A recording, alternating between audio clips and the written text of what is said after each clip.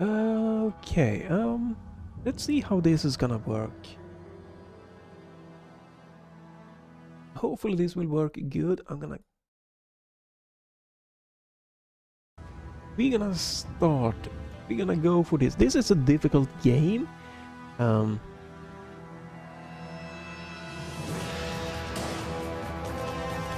So yeah, we're gonna start on easy. And I'm gonna try to do this with this controller, with gyro enabled. We might talk about settings, how I did set this one up. But this was the first game that I played when the Steam controller was released in 2015. I, got my Steam controller plugged in. I didn't play FPS games on any controller before the Steam controller. I wasn't expecting this to be a miracle or anything, but I did a quick setup. Use stick to move. I had a touchpad to look around. I have the gyro to also aim. Some simple like aim down sight on the left trigger and fire on the right, and then I jumped into the game. And the first enemy encounter, I was like, holy shit, this is the first and the only controller that is working to play FPS games. Because I've tried it before, when the kind of dual stick came out, and that is bad. This sucks ass. You should not play games like this. It is not good. And many people, they did not have an option, or just, pushed themselves to play games using dual stick anyway. And that is sad, because now they have built 20 plus years, something, or 20 years of muscle memory with dual stick. So now they have trouble adjusting to the superior controller. But gyro aiming is the closest thing to ease into this thing, like getting a decent controller. This is decent with the gyro to get aiming with the dual stick controller. So, this could be a stepping stone to something as good as a Steam controller. Unfortunately, everyone bashed the Steam controller, so we haven't got, and probably will never ever get, a second version of that controller. Which is just terrible for console gaming in general and stuff like that. But yeah, I'm gonna start this on easy, because this is more about just enjoying that kind of old feeling, and this is a difficulty game. Even on mouse and keyboard, the medium difficulty can be quite challenging. So we're starting on easy. Yes, I will.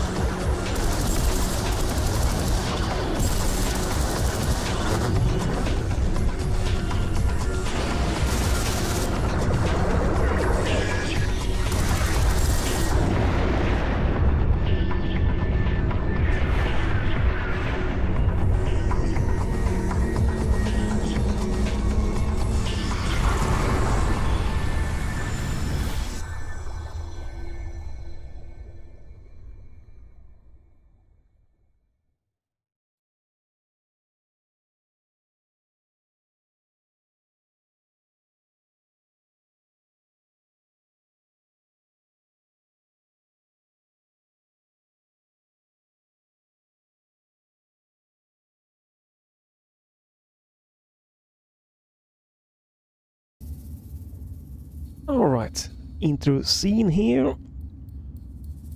And let's do something like... Whoop! Yeah, don't want that cable to be angled up. Oh, alright. Okay, I need to do one thing here quickly. So here you can see my settings. This is all keyboard and mouse. To my knowledge, the good old game version of this I couldn't get. It didn't respond to like the gamepad input, and that's fine. This is how I played it on the Steam controller anyway. But I want to do one thing here. Add one little thing. You can see here it's quite impressive what you can do with the Steam controller UI remapping feature. Really a game changer in so many ways, since so many games don't let you remap. But one thing I need is actually, unfortunately, to do this action set. Add. I rename, cancel. How do we?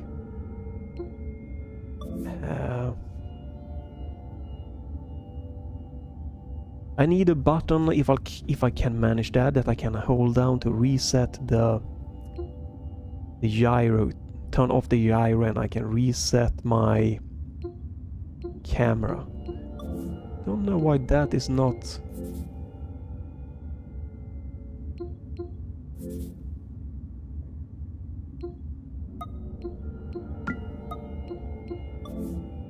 Add, rename, okay, cancel, and default. Rename with gyro on.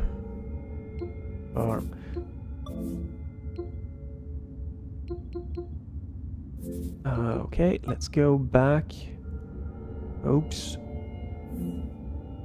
So here we have it. Okay, that's good. It works. So all I want with a key, I think this key might work good. So, you know, I could even use that key.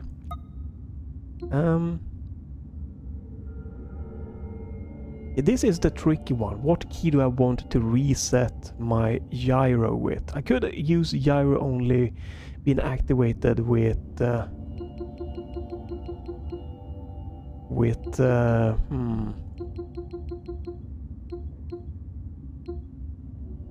control key. Oh, that's the walk toggle. I could use this one. E key is A key. Alright, so I have this one. Probably not a good thing here. I'm gonna try, hopefully I can remember this. So I wanna use this on my X key. I wanna add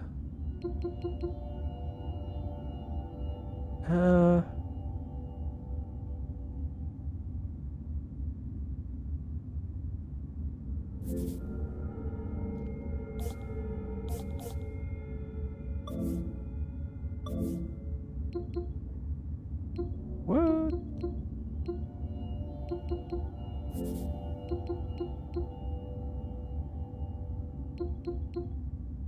Oh, righty, right. Gyro on, same, confirm. I need to think what I am in the gyro off here, and this should be with when I release the press. I want gyro to turn on.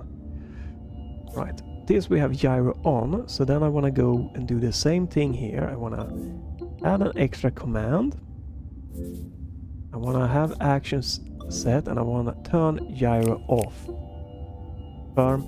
And this I want to be on a hold long press button. This is quite complicated at first. Hopefully it will feel intuitive, but the problem is that it might not be intuitive to everyone.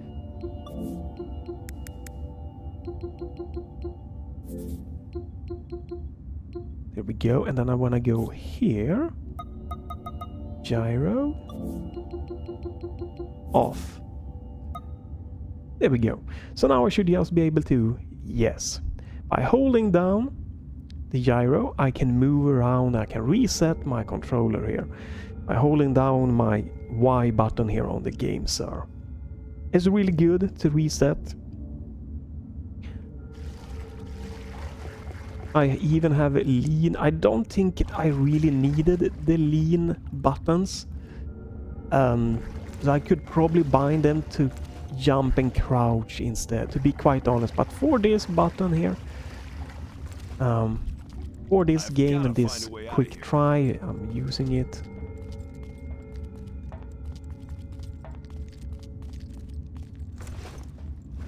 I think I have pretty much everything except for weapon slots. I'm gonna use to like, I have the left and right buttons, they are mouse up and down, so I can swap weapons with that. Weapons. Weapons. Oh, that's a new name. Is this right?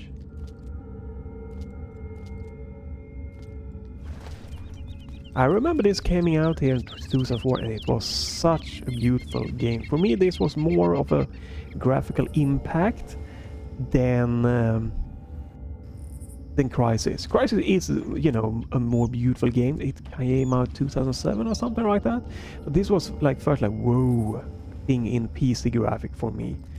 Well, going from software to the Voodoo 2 with the glide was the first technical, I guess, just oomph. But this definitely is like maybe the second thing then that really stood out. So again, you want to see here how my bindings are. If you want to try to replicate this or try something,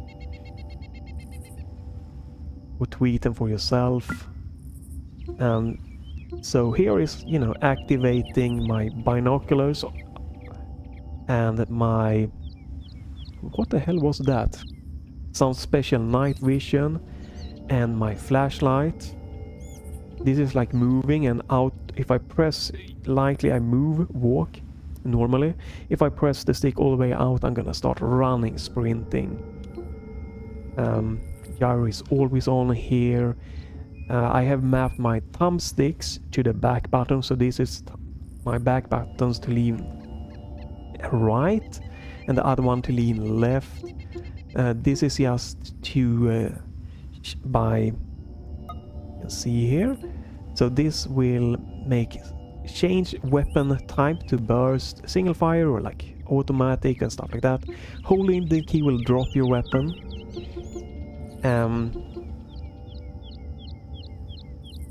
Oh, I can remove this one then. Don't need this one.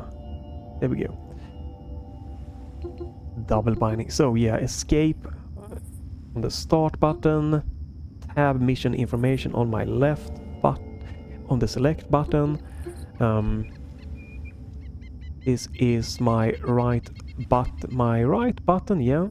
So to change weapon or zoom in, if I'm holding down the key, I'm gonna throw a grenade. The other one is at this moment only to zoom out or change weapon down.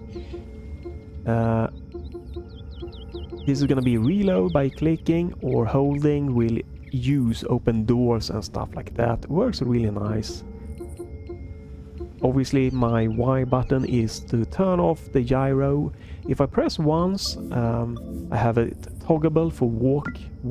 If I need to sneak, I'm probably gonna just crouch to sneak, but I can use that. The B button here, which is pretty much the A button here. Right? Yeah, exactly. This is the Y button.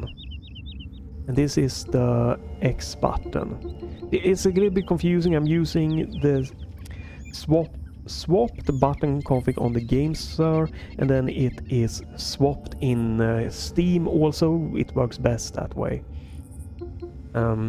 So this is the A button on the controller to jump, and if I want to crouch, this is the B button on the controller itself.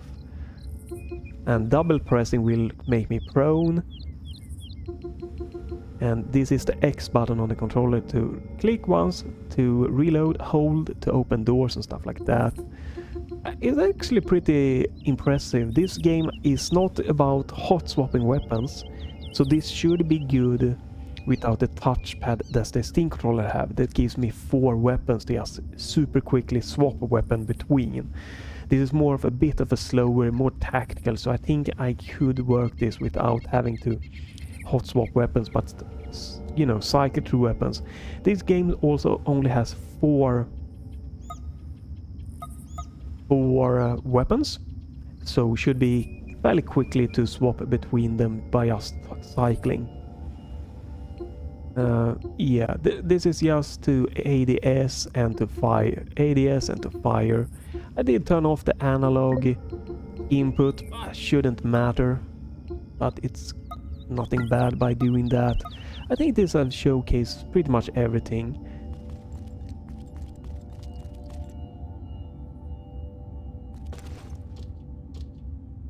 Oh right, there we go. I need to tilt. Listen, dirtbag! Keep an eye out for some punk in a red Hawaiian shirt. If you see him, call me at once. This is easy, so I should just be able to run past I'm this heading section out. here to get to the action.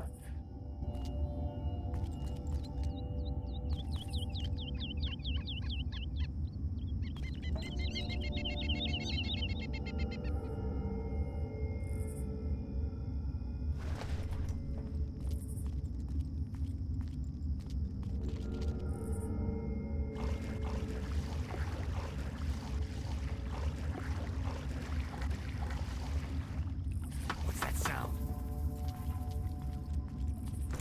You there! Oops. I've got your number. Alright, he did see me. Alright, Hello? that's fine. Are you there? Pick up the radio if you can hear this. I know you're there.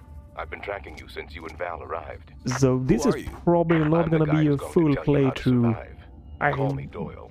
How do I know I can trust you?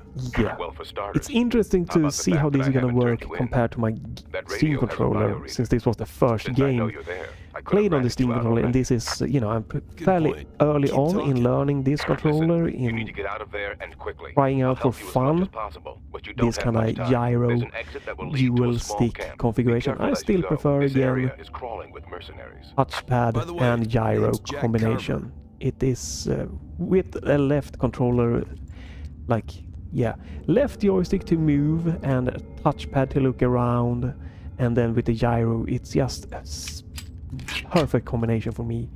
But this is fun just to see how this can work and be a good stepping stone and learning curve My reports say you're in a red shirt. for I people suggest you grab used some body to armor and this cover it, or you'll be easily spotted. configuration style with the dual stick, with just enabling gyro to get a little bit of easeability to get into the game. There are autosaves. I'm probably not gonna use the quick saves. I don't remember the button combination. Yeah, you know, let's see if they are available in the menu. I could map them. I have a free thing here. Quick saving is good.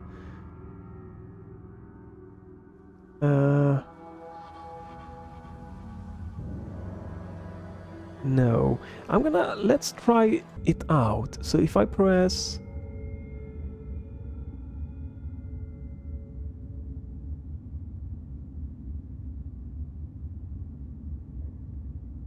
no, main menu option. I don't see any quick saving here. I think you can enable that in one way or another, but hey, all right. Hey, some good news. I'm picking you up much more strongly now. I suggest you search the huts for weapons and equipment.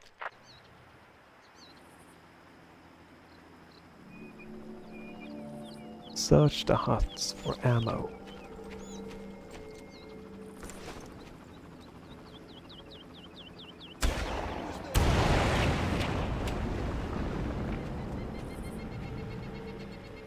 Where is he?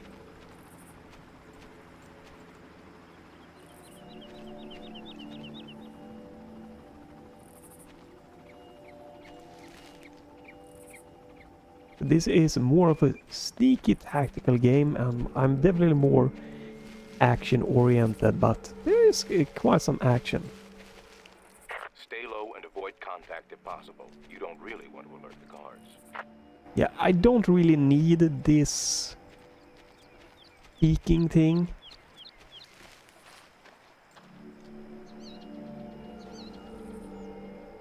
I'm probably gonna turn this one off and make that being jump instead. Very rarely do I feel the need to peek in games. Like, for me this has never felt like something that's been good.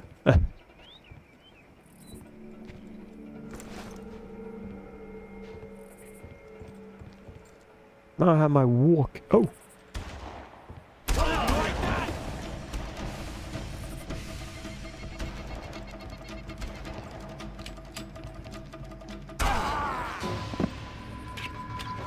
That was my walk mode on. Oops.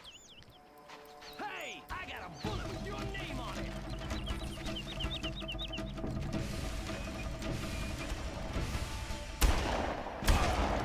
Seem like there is... Yeah, there's a huge difference in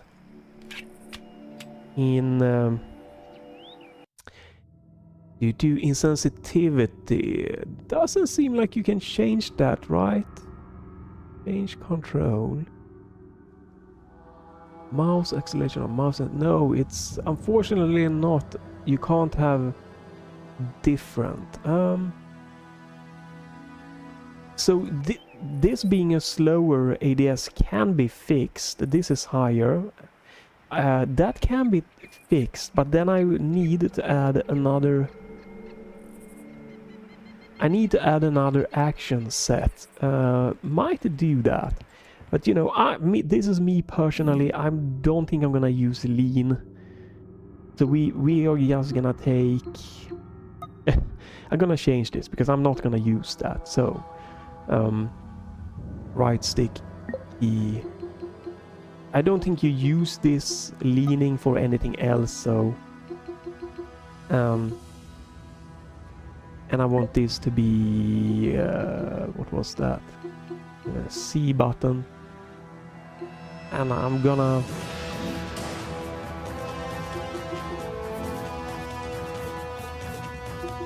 add prone here. And I'm gonna set that to be a double press. Should work fine. And that means that I have now 2 freed buttons.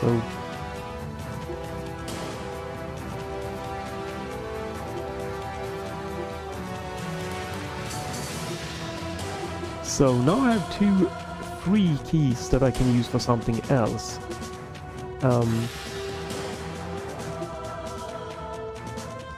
I could set this could be a walk toggle instead, which will be more of a nicer thing to have. That means that I can take this one away, this one away, and then I can take this one. This one I used in... there we go. Change action set. Gyro off. Display confirm. There we go. That I'm using Doom 2016, so that could work better for me.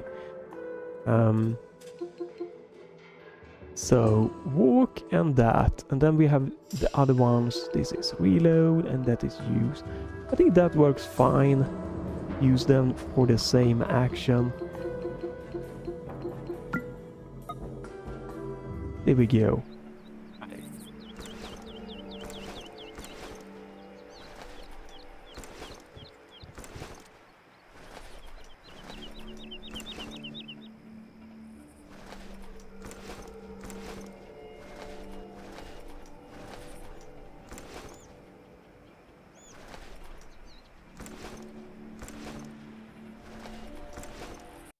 Okay, this seems to be something that's not working as good here.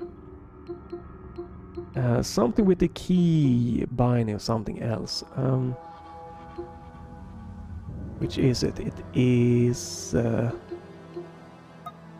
this one, right?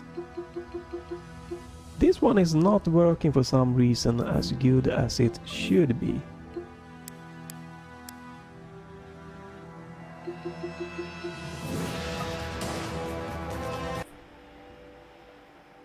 What?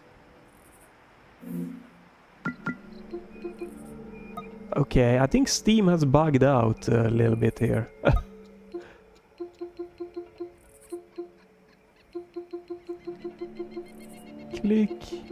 Click executes 2 commands. Command 1, regular press, double press,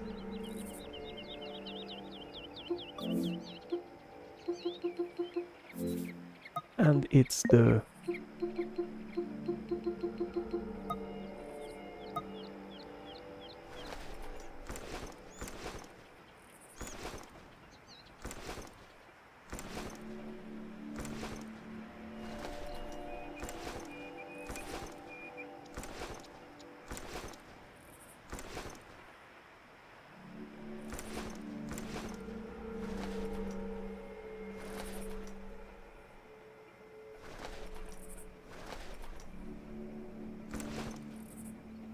Alright, good work. Hopefully.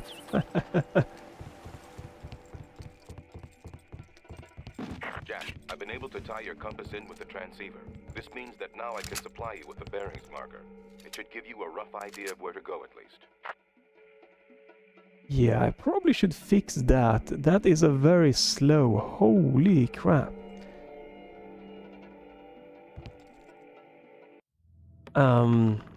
Unfortunate. So I need to add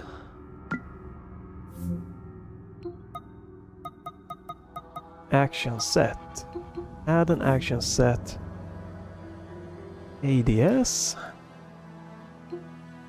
from gyro on. Confirm. There we go.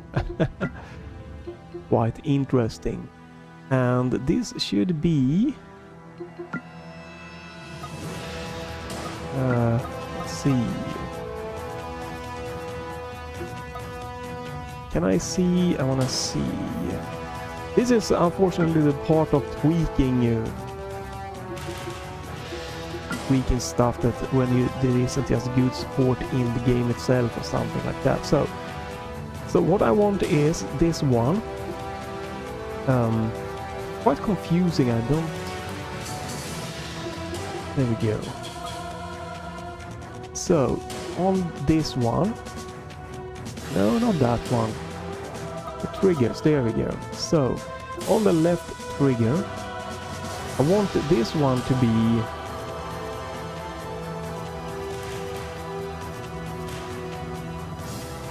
that one.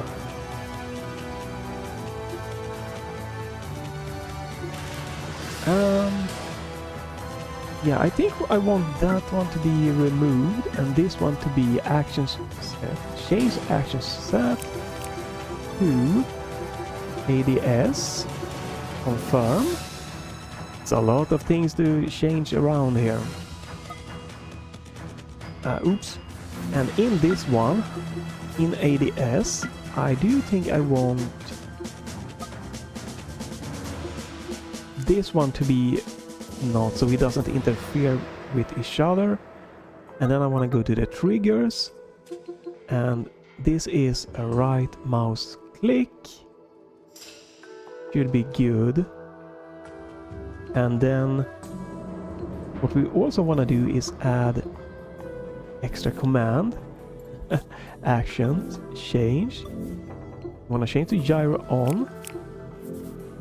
And again, we want to do this on release press. So when you let go of the trigger, it goes back to normal thing. And then what I want to do is gyro. I want to do this.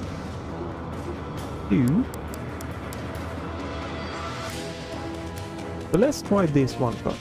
We crank it up quite a bit. So this is normal aiming speed. This is normal. Okay, fairly close. We want a little bit more of a higher sensitivity on this one.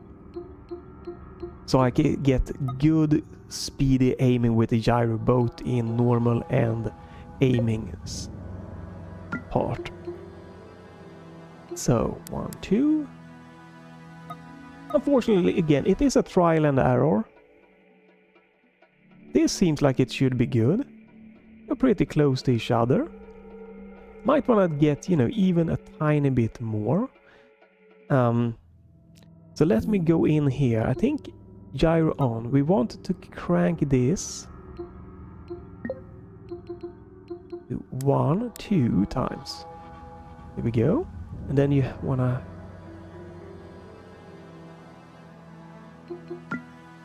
do this. ADS settings.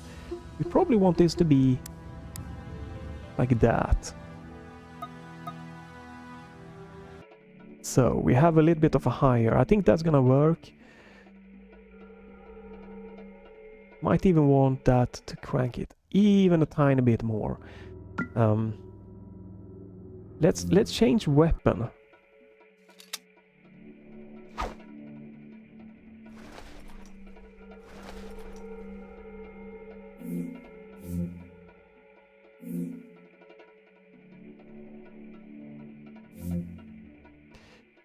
So unfortunately, again, this some reason liked to mess up a little bit here.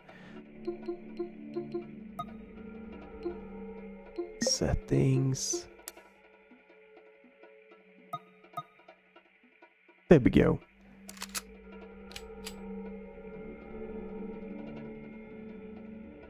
Yeah, this is pretty close to 1-to-1 aiming ratio.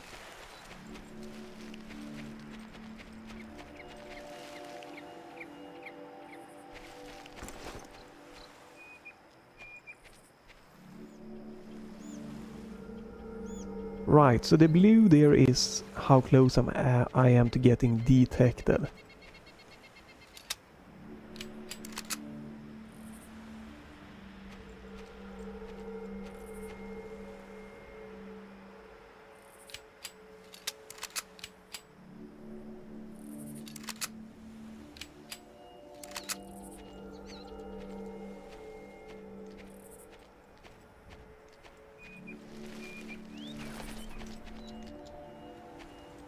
Again, I could have even leaning in this game, but don't feel that I necessarily need it. And I prefer to... Whoa.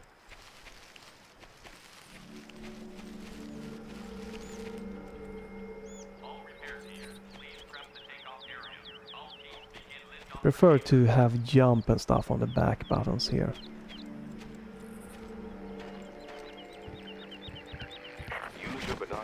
Survey the surroundings.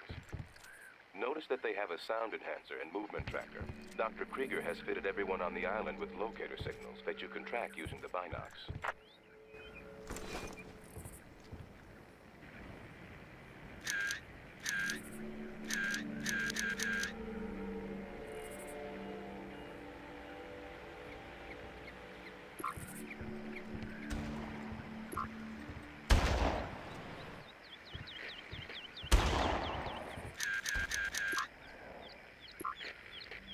Shooting range. Really interesting thing here that you can tag enemies and stuff like that. Don't have that. Don't have that. Alright. You have a little bit of a free approach in this game.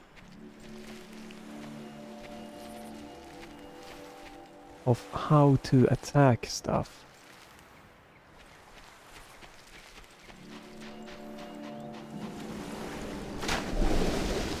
Try to acquire one of their vehicles and drive to the helicopter refueling pad. It's on the other side of the island. From there, you can use one of their boats to escape.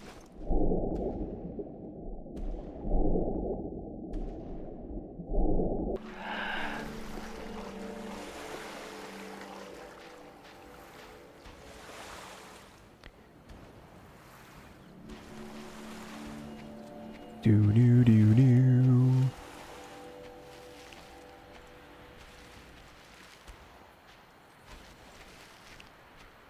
Probably gonna be I'm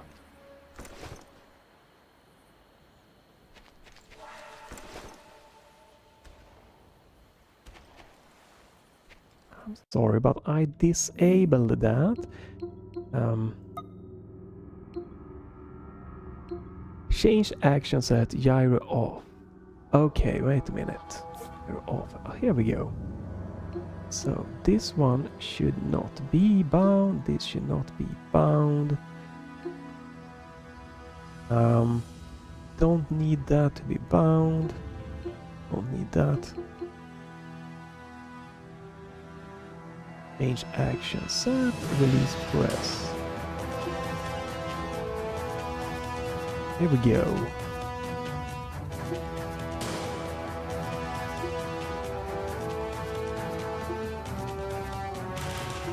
There we go. So the A button. I think it's the A button, right? Yeah, the A button here. We add a command actions. This action set gyro on. Confirm. On release press. There we go. And with gyro off, we pretty much want to disable most things.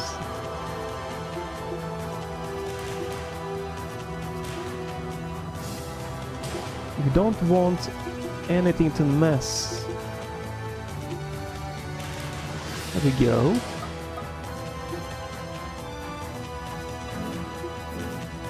I'm gonna just do a safety thing here. That's just a safety thing here. Joystick. Click. There we go.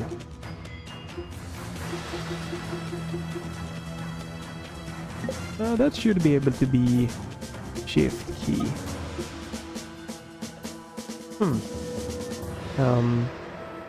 This should be able to be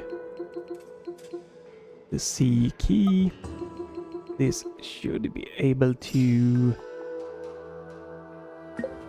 be space. There we go. That should work. So even when I do this, I can do that. Right.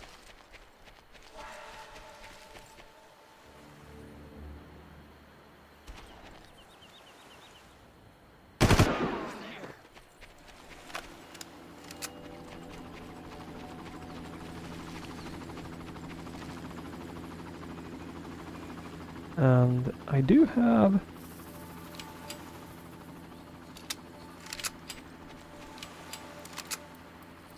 which one was it? I need to check one more thing here. Which one was it? Gyro on. Alt key.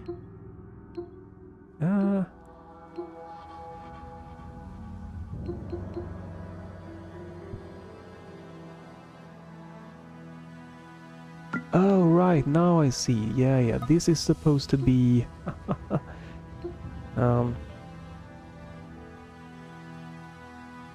and this should be... H key.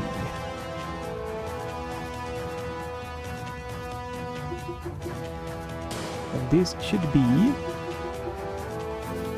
Command.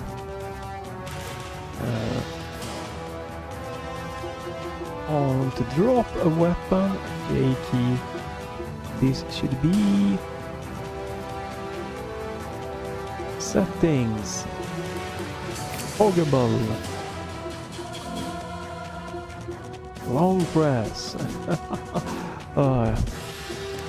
This is why I think Valve should have released the Steam Controller 2 before Steam Deck, so people like crazy dudes like me could have spent like an hour trying to fix stuff like this before the release.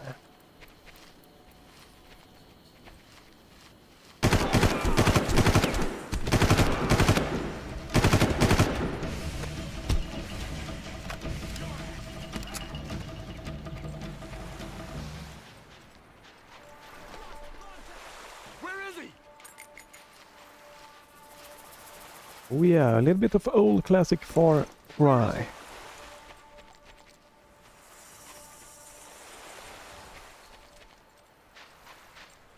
Keep on guard.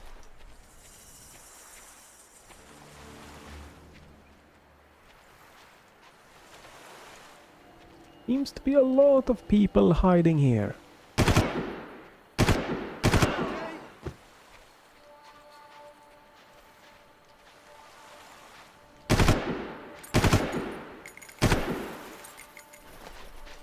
Take care.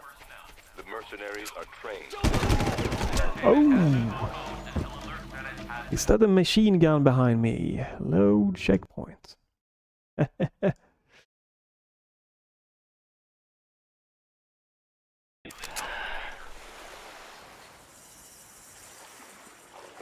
This is with the Game Pass, so it's gonna be a bit of a interesting play here. Even though this is on easy, this is not the easiest game. Yeah, I'm terrible at sneaking. That is my...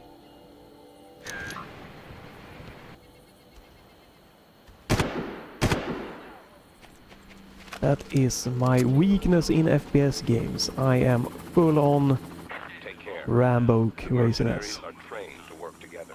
If you alert one, they will bring others.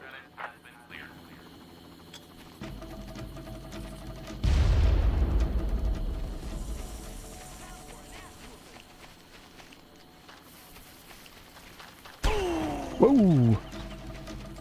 Very difficult. Grenade!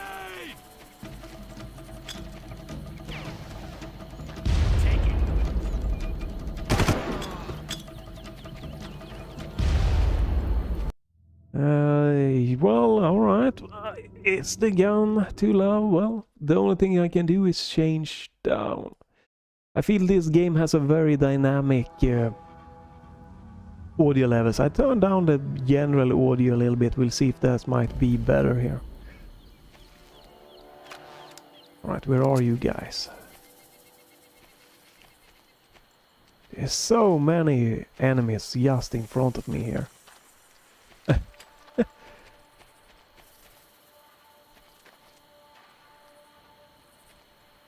Okay, yeah, okay, I get it.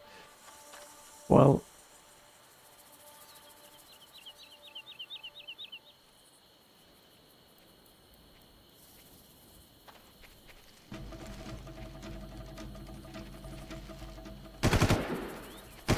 Man!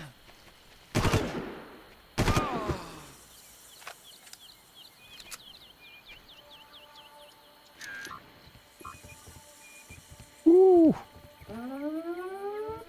Oh no. Well...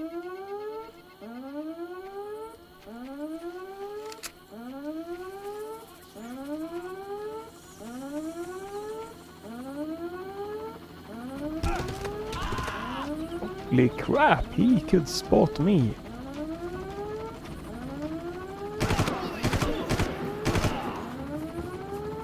Oh no, that one. Is he landing or is he attacking?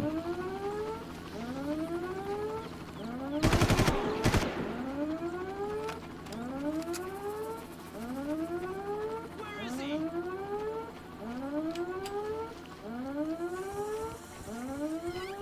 Get over here!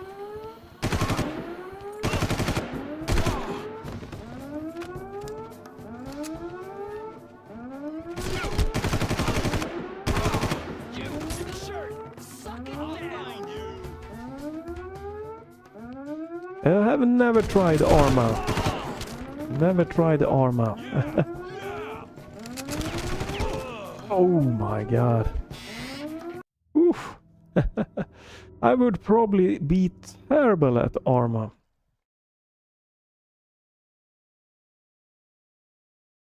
And I think I also saw someone doing like this, like a config for like a Steam controller, and it was like insane amount of, like you had so many different controller settings.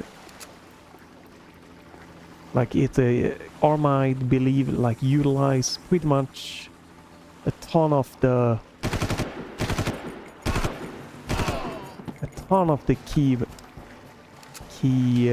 keyboard, a lot of the keyboard. Definitely a cool, you know, game there. But probably really challenging to map it out into a controller.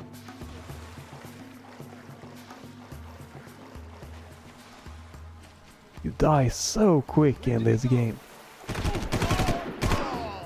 This is, again, this is easy. Take care. This is not an easy game by today's standard here. They will bring others. It's you!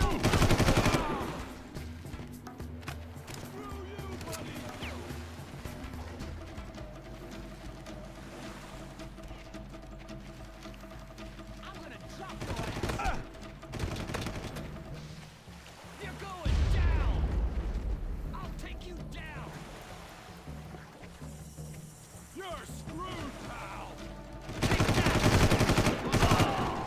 Yeah, I can definitely see Arma being best with mouse and keyboard for sure. You have so many more actions available. Rip you apart. Whoa! You want a piece of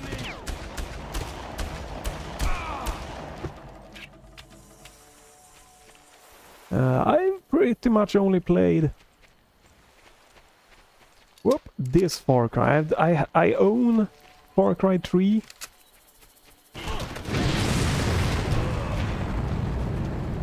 I do own Far Cry 3. I haven't played it, just started it up a little bit, but I never dug into them. Oh, load. Oof. This game is just like... This is a quite a brutal game. Again, this is easy mode.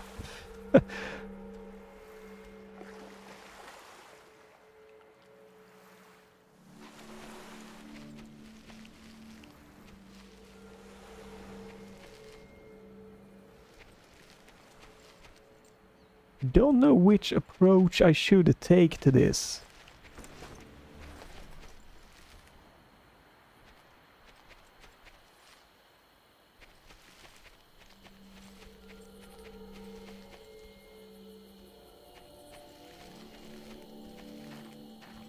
So you have a lot of 3.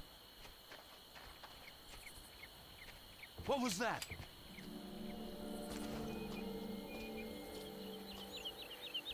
Get him! Trained to work. If you alert one, they will bring others. Alright, there's no sniper here.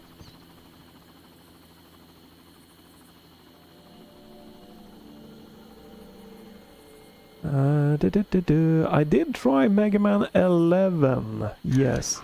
It was definitely an interesting game. Felt quite interesting. Something I might do come back to in the future. Oh, dead. Oh, shit. But I haven't started like a full playthrough of Mega Man 11, but it could be a good streaming game for sure.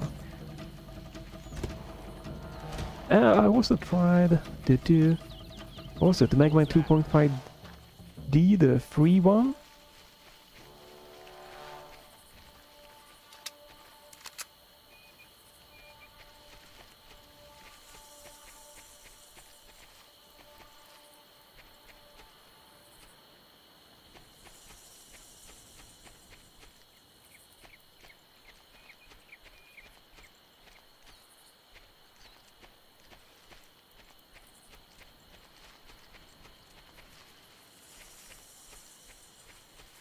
I'm supposed to steal car here, right?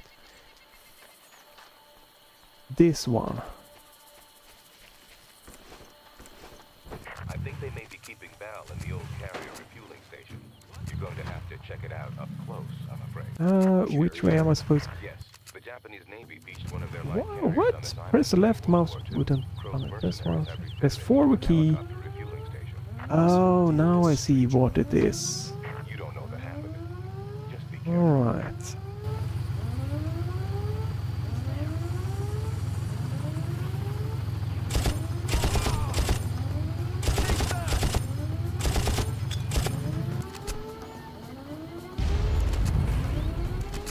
Alright, this is unfortunate.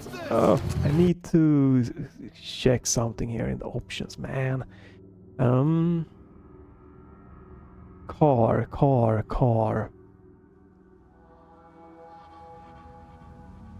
Movement, lean left.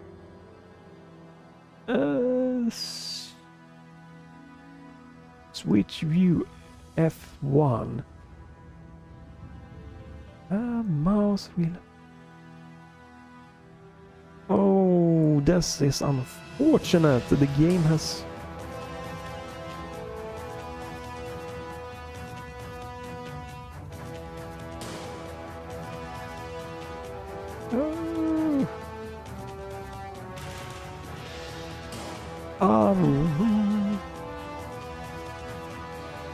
Yeah, but for me here on the PC, it does...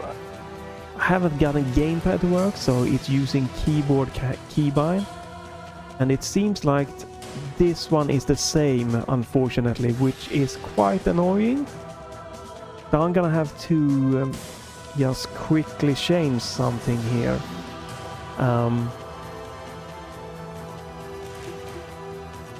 Because I have automatically to sprint when I... Let's see, which is this one. This one. When I use my joystick all the way, I will sprint automatically, and that causes problem. So I'm gonna have to use this, and that is gonna be this button as a sprint. There we go.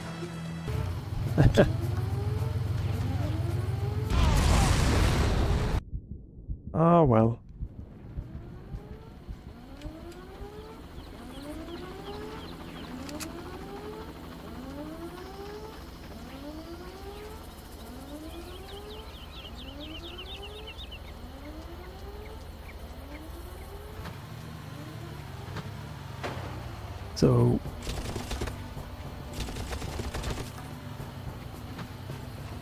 So if you use this, which is the, you know, the Steam controller UI, and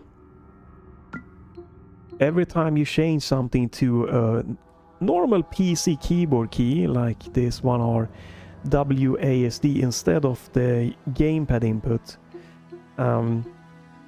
games, you know, that use joystick or gamepad input will just not be working correctly. And the same time goes for this. This game only supports PC input game keyboard, so it's just not gonna work. Now I use a Gamesir T4K, and this can be run in several modes. It's running in Switch Pro mode, and that is so I can use the gyro to aim. Holy shit. The gyro to aim, because gyro is really a nice thing for... Oops. A really nice thing for aiming in PC games, but this game is kicking my ass. If I use my Steam controller, if I were to use this controller instead, it would be much better. I probably would still get my ass kicked quite a bit, but this is so far the best controller for FPS games on the PC. But holy Jesus Christ, this game. Right, so I'm supposed to have a car. Unfortunately, they blew up my car, and now they are being really mean to me, because I need a new car.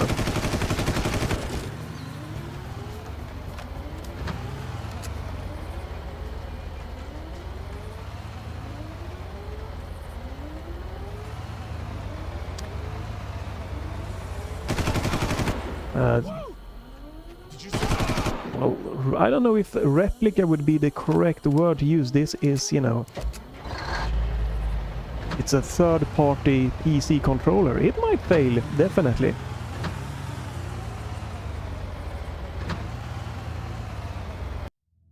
No, I disagree. This is the best controller so far. Steam controller is the best controller. This has been with me since 2015 and has been the only controller that has been remotely fun to play FPS games with. It's not the best controller for everything, but for FPS games. And this is just a very fun controller because it is also a gyro controller, and gyro, you know, combined with the dual stick. It's just a fun thing that I'm trying out. But the Steam controller is it's absolutely the best FPS controller. It's unbeatable. Unfortunately, it is discontinued, and that's why I'm trying this one out to see if I can, like, you know, have some fun with a different controller style.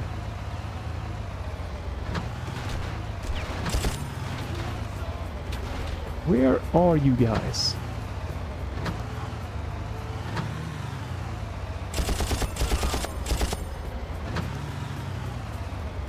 Yeah, if Valve were to release the Steam controller again, or a version 2 of the Steam controller, I would buy one in a heartbeat and get that controller going. Because that is just so good for FPS games. And yeah, this is just, you know, I'm trying this type of game with dual stick but with gyro, just to see that when my Steam controller breaks, if I can find, you know, a fun controller to mess around with gaming. Where the hell am I supposed to be going? Oop. Go to the carrier. And where is the carrier? I think I'm supposed to follow this road.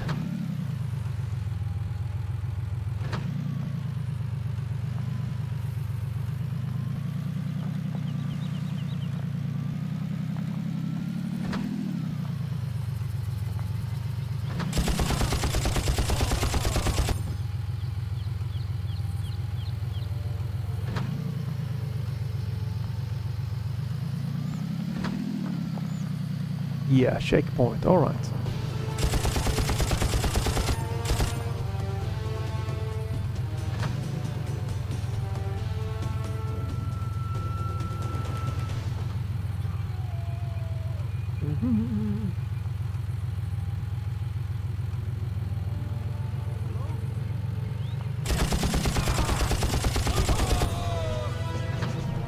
Yeah, I can see if you're playing retro style games, whoa, and stuff like that. The Xbox.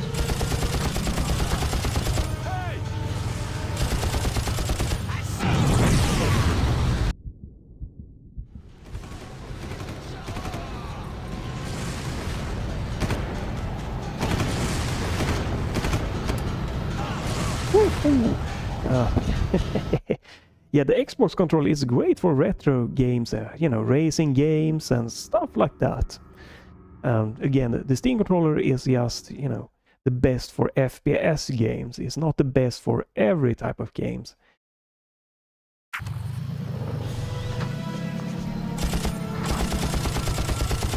But I like a lot of different games. FPS games, 2D games, retro and modern games, platformers. A little bit of RPGs.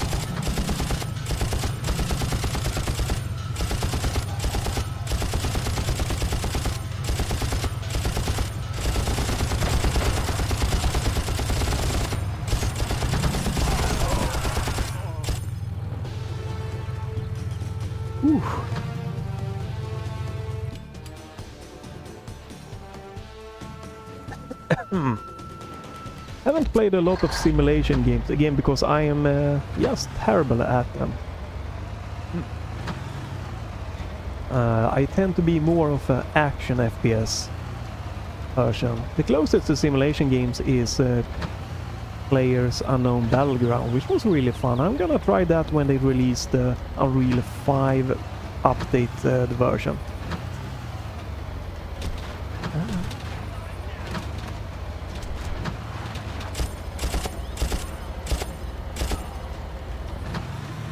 Definitely not survival.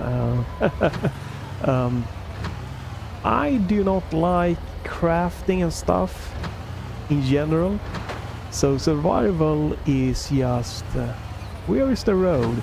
Survival is a genre that just yeah, it's not gonna be something that I play. I don't know, those games has never been for me.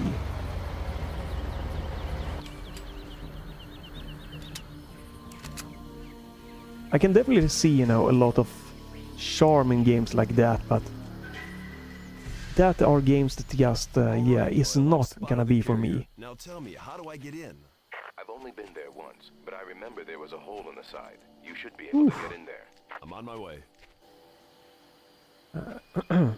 Yeah, I can see you do that again. I don't, you know, there's people that, you know, games they don't love or something they bash. That is not what I feel like.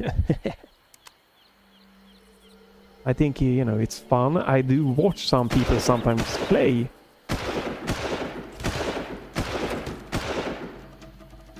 games like that. I just don't play them myself.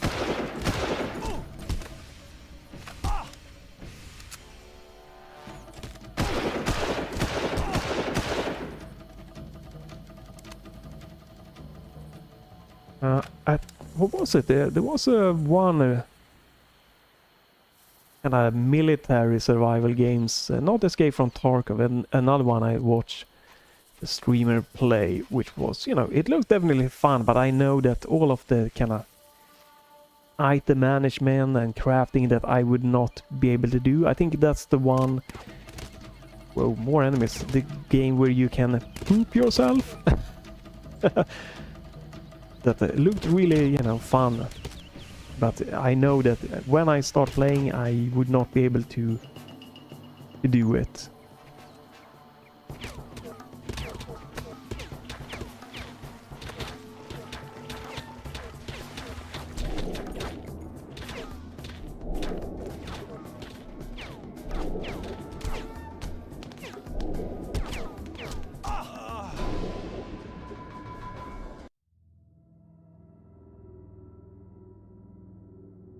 I think that I could probably get into a survival game if it was if it was in VR.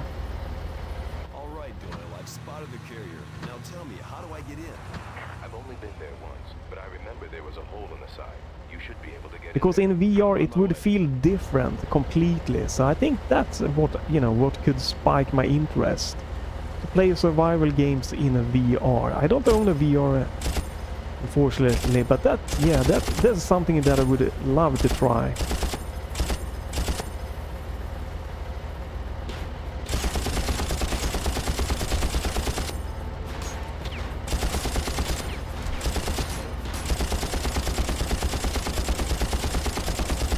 Now that's really cool. But I could definitely see that being really fun. Oh, I'm gonna die again here.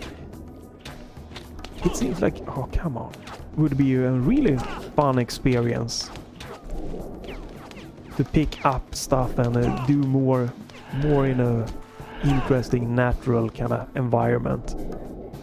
So I gotta check some video of someone trying to play Green Hell in VR there. That would probably be really fun watch also. Man, don't remember how to get into this in a good way.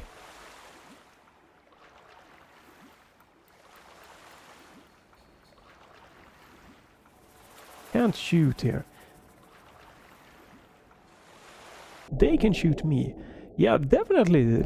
Seems like super cool thing there. Definitely, again, gotta have to peek a video of it. That looks like it's gotta be really, really interesting.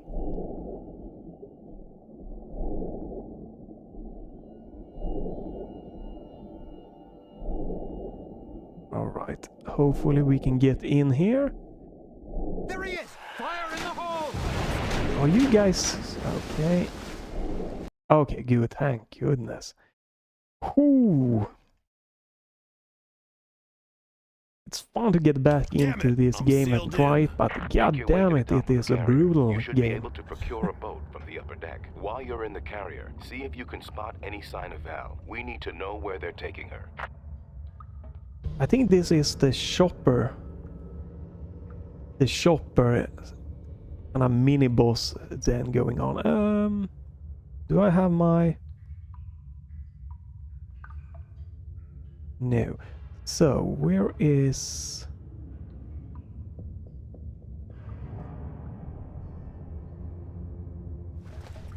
that's blocked off. So can I...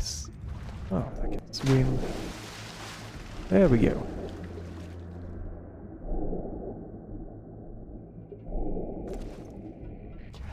Crow's gonna have our ass if we can't find that. You hear something?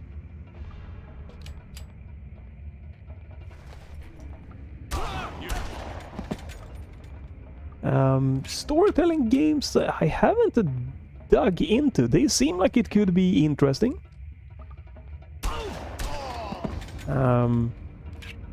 For sure. Might be something to try. I've mostly been in more of action, fast-paced games, but definitely storytelling seems like it could be really interesting. Especially you have this game which is like, I guess it is a kind of storytelling, but with a little bit of more of you doing more interaction. Like, is it Life is Strange? I haven't played, but that looks really fun. Oh!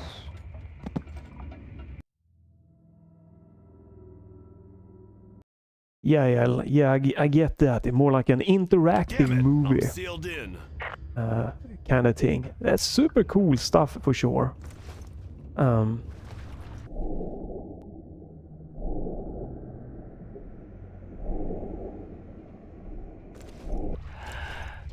Did you hear something? It's really is cool. Like, they should definitely utilize that, the storytelling thing more. I think a lot of more people that don't play games are probably, you know, would love that kind of things. You're mine! Yeah, probably should try to in the future remember to try Life is Strange for sure. They have a free demo, if I believe it, or the first episode is free on Steam, so that's really, really great. And again, like, people that don't game, I think would be very interested in those types of games. Because I feel a lot of gamers, people that don't play games, a lot of them, they think of gamers, they think of someone just shooting and doing crazy stuff, but interactive storytelling games are, you know, a really great options. And even if you don't play a lot of like games or feel interest in shooting games, you could still really love those games. So I can see definitely a lot of people that aren't gamers could still be very interested in like Life is Strange and that types of games.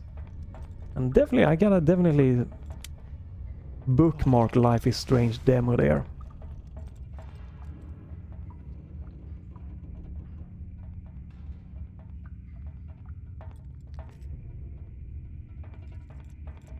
You see that? Yeah, I can see the charm because you do a lot of just free roaming around Just jumpy. in like GTA and Red Dead You see Redemption, something?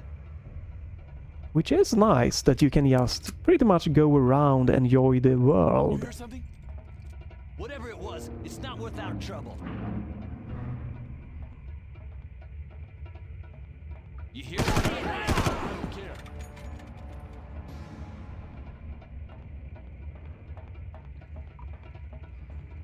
Ah!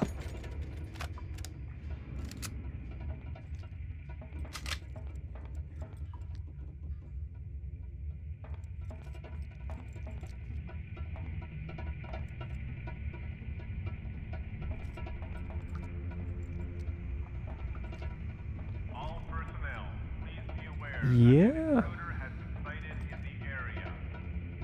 Whoop, hello. Medium height and build and is wearing a red Aha, here we go. Hawaiian Yeah, it's cool. There are a lot of games that offer very different experiences.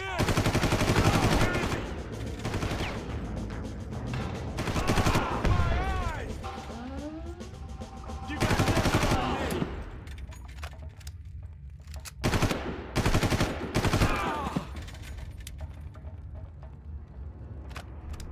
Where did he go?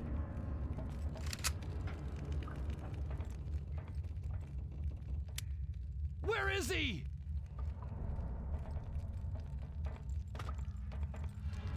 Ooh. So intense.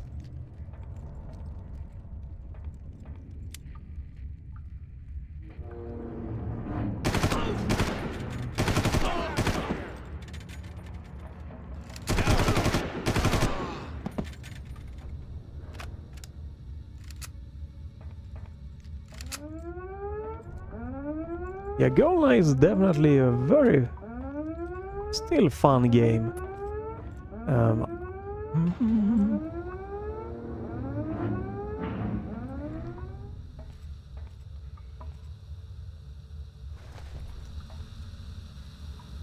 Let's see. There we go. Oh. The most fun GoldenEye playthrough was for me was using the leaked version for Xbox 360 and an emulator with mouse and keyboard support, because then I could use my Steam controller and get nice, really interesting aiming, and the graphics looks very nice and sharp and stuff like that. Hopefully someday we will get like a PC port or something of GoldenEye, because it would be really great.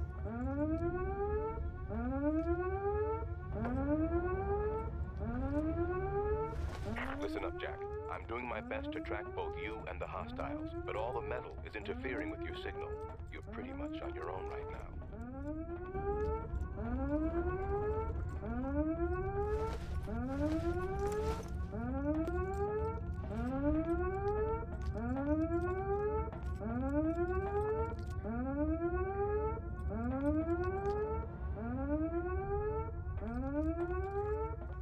Let's do. Can I do?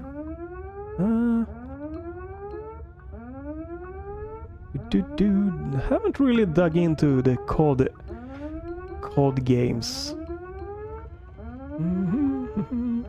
I think I only played like the COD Black Ops, the Battle Royale version. So okay, yeah, that's fine.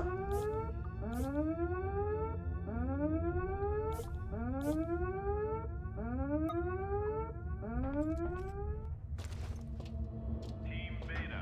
I really would like for a new cool FPS game in like the Battle Royale era to be released, or something else. Well, I guess Fortnite is gonna be...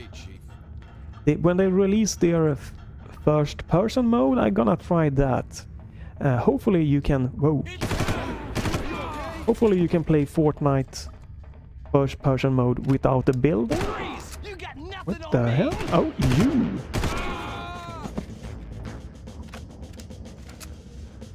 But yeah, multiplayer so far have played a lot of PUBG, and I'm gonna play it again when they release their update to Unreal 5.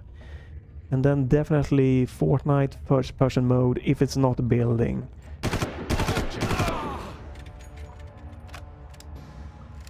I did play The Last of Us. That's a zombie game. Nothing against zombie games.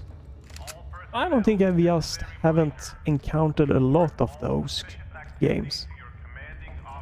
But Last of Us was a really well done game. Well, yeah, that's why I kind of dropped off from PUBG, because, you know, I'm a casual player. I don't mind that. And people are very sweaty, you know, Fortnite for sure, and that's why I do not want to do the build mode, because as a casual player, I cannot keep up with the building there. It's just like, it's impressive. You see people, they build a whole city before I even, you know, fired my gun.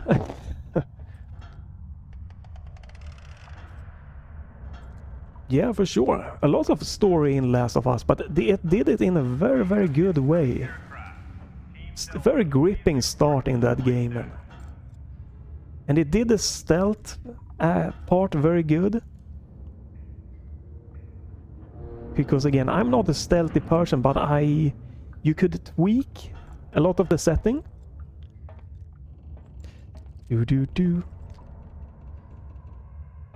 Yeah, for sure. I'm definitely too old to do, you know, the hardcore, sweaty online stuff. There are definitely, you know, with the non-build version of Fortnite, it's definitely better. Whoa. Yeah, I just prefer first-person mode a little bit more. So will definitely be fun to try that. I hope again that the first person mode is gonna come to that the first person mode is gonna come to the non-build mode. Not unless she was cleverly disguised as a mercenary intent on killing me. But you never know. They might just put the first person mode into the building.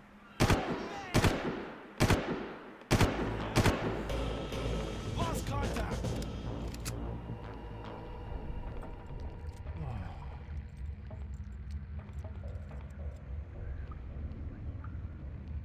I'm sure that you could learn the building fast in Fortnite if you really wanted to, but you would have to spend a lot of time, and then obviously, the older you get, the more your reflexes and stuff are going to be, well, not as fast. That's just the way it's gonna be. Check all connections and generators. All power couplings must be checked.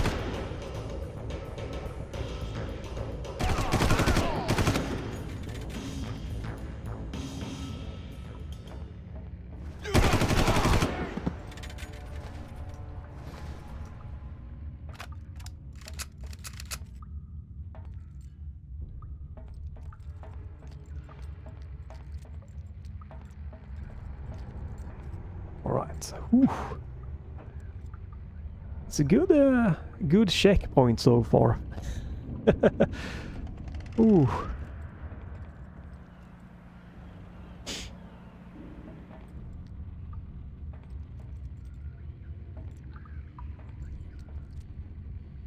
Come out and fight.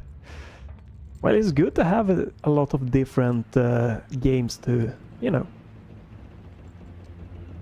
different games and stuff.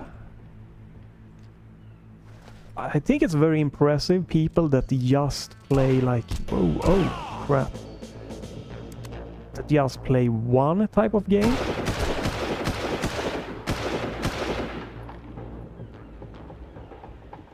Like people that play just Overwatch, Fortnite, you know, COD games, or like multiplayer or PUBG, anything, and yeah, and just play that game. I think it's very impressive. I could just not not spend like thousands and thousands of hours on just one single game.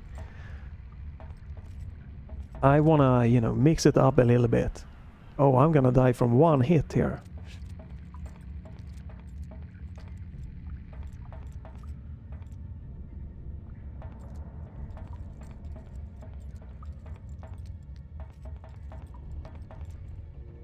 Well, this is gonna be... I probably would have to reload the different checkpoints, since I cannot...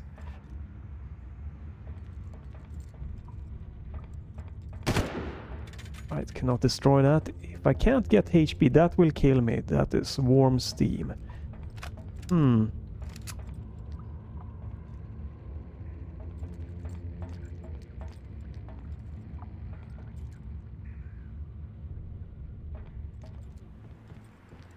Are you hiding?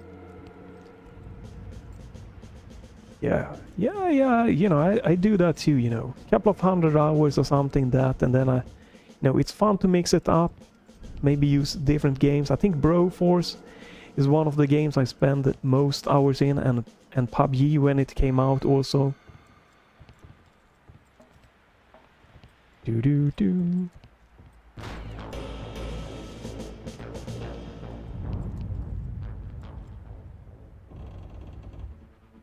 Yeah, that is insane. It's impressive. And, you know, as long as you're having fun with this, you know, it's... Obviously, it's not a problem. Ooh, that is a nice animation. Now, I don't think it's bad that people do that, but... It is definitely, to me, kinda seems crazy how you can do it. I'm gonna have to... If I take one bullet here, it is done, and I don't know where the enemies are here, so...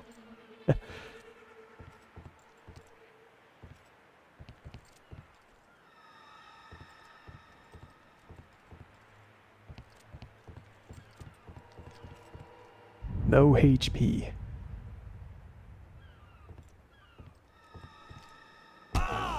Yep. Ooh, okay.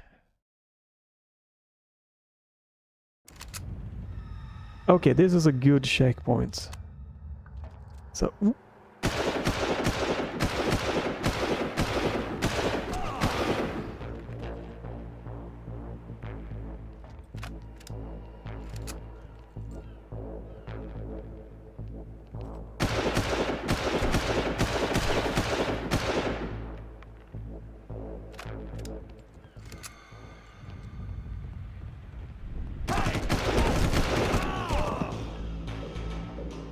Okay, more dudes down below. Okay, that's good checkpoints.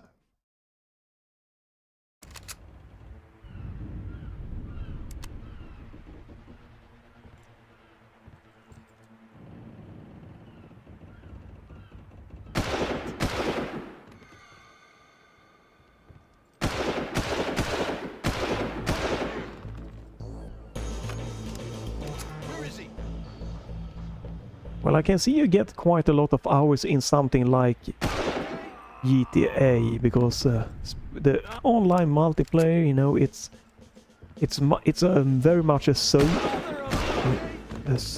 thing, you know. You can get in, you can talk with people and stuff like that. And with the role-playing model, I can definitely see it also.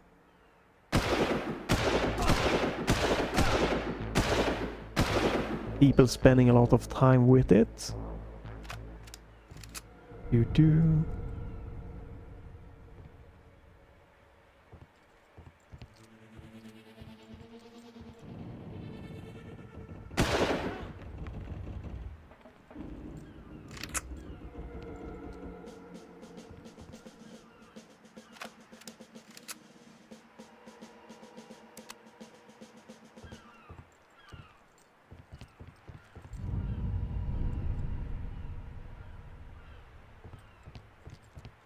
Yeah, that's unfortunate, because that can definitely be a problem, you know. Whoa, whoa, whoa, whoa, whoa,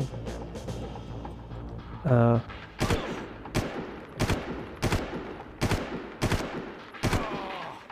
especially if you are into simulation and survival games. I guess a lot of them, you know, are very good if you play it in co-op with, you know, with friends and stuff like that. But not everyone is gonna have friends group of that like the same or play the same kind of styled games. It's definitely part of why I did drop a little bit of PUBG, because the one I played most with was sweaty hardcore player, and something happened. If we died, it was my fault. Everything he died, it was a cheater, and it's got toxic, and it kind of took me away from the casual fun feeling that I had. You know, because I get there's a lot of cheating in games, but having someone up there constantly screaming cheater, cheater, cheater, oh my god, and every time, you know, if he died, you know, and I couldn't save him, it's like, oh my god, what the hell, why didn't you do that and that? I'm like, dude, you gotta chill out, man. Ooh, relax.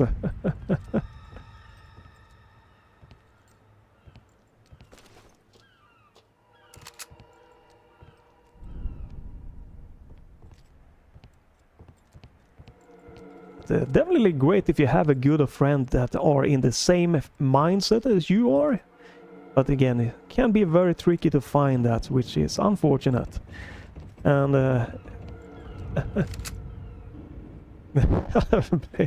blame me. Yeah, that's also it gets annoying after a while. I've had that in online games back in the days when Soldier of Fortune 2 came out. No, maybe no, it could have been Soldier of Fortune 1 came out. I was very good at clicking the left mouse fast, and one gun, if you could click fast, you could pretty much turn a single fired sniper rifle into a kind of machine gun. So I went in there and just gunned down people with that gun, and they attack here. I think he's looking for the girl. Well, you ain't gonna and find a lot her. of people just started screaming, oh my god, he's a cheater, just because I could fire fast. No. And the same in Tony Hawk's Pro Skater 3 online. I got blamed as cheater because, well, that is probably the game I spend most hours in, because I could do like 50 to 100k combos. And yeah, it's not fun that either. No sign of Val herself, but I found her camera. There's also a file here on some joker named Krieger. Ah, that's nice. Cool.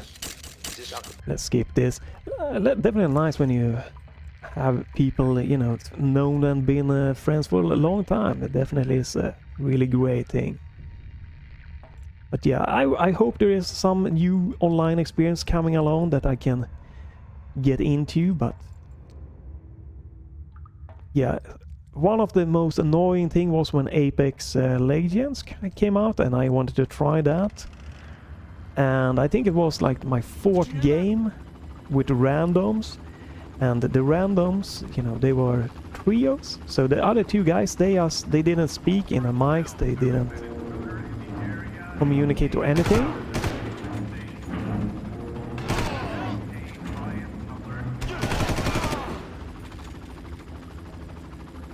And obviously you don't have to communicate, but they just kept running and running and running, and I'm trying to keep up. And I was being the supportive character, so you know, I tried to heal bot, and I called in special weapon drops. And when I did that, they took everything out of that weapon drop and just then ran off. And also, like, for some reason they felt they needed to scream really super loud straight into their mics, so they had working microphones, but like, okay dudes, like if you didn't want to play with me, like you want to play with trios is the only available mode, but you want to just play duos together. You could have just in your mic in the beginning of the round said, hey dude, have fun with this game, but we just gonna play this on our own. We just want to have fun in this game by ourselves, and that's not a problem. But just start just screaming in the mic and just running and just it's like yeah.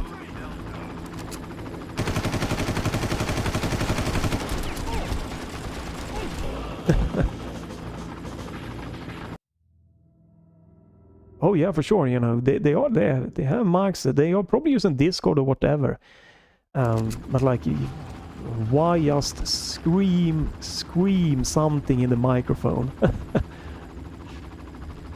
Again, I don't mind people, I can see that, you know, for whatever reason. If you are two people and you join a four-man squad, whatever, it's fine by me. If you just use your mic, say, hey, me and this guy, we are doing our own thing, that's it. I would respect that. But when you like go in there and just being a douche, sabotaging others' experience, yeah, I think that is just ridiculous.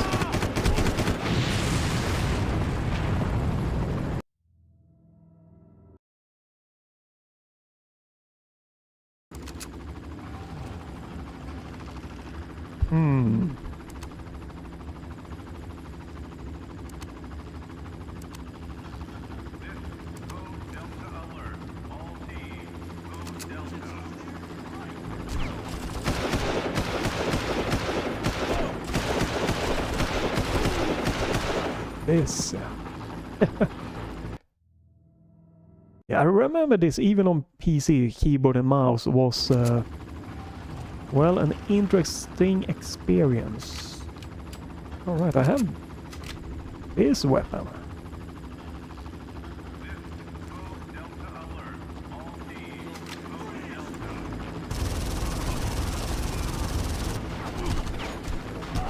Oh, there are guys there.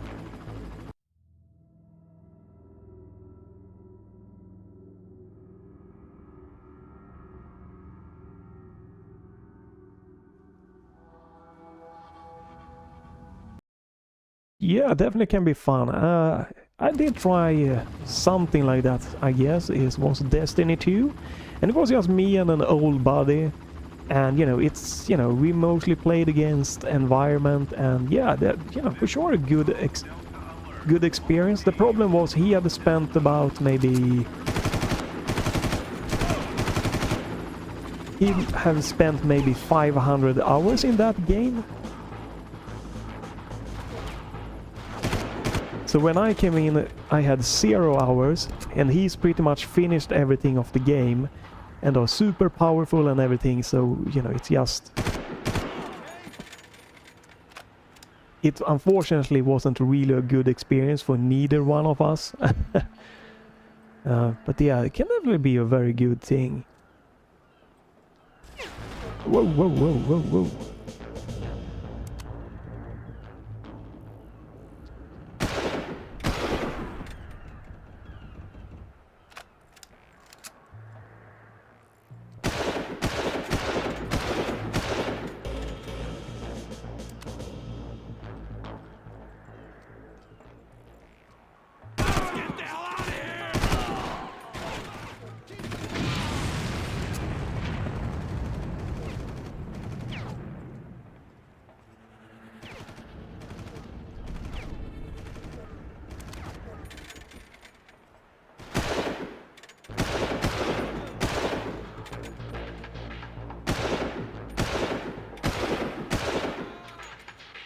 Whew.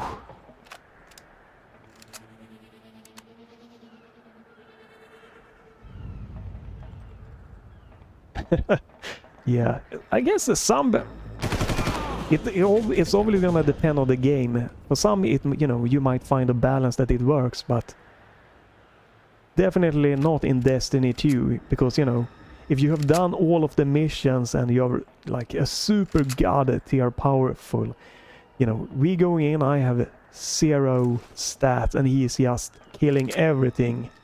And he's already know everything and know every upgrade. So then, you know, it's just a very unbalanced experience, and it's not really fun when someone can go in there and just, holy crap, and destroy everything.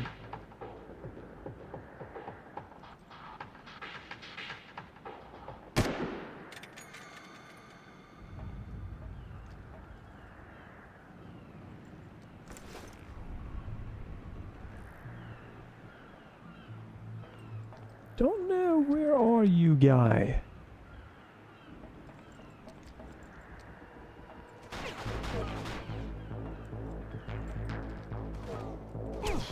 What the hell?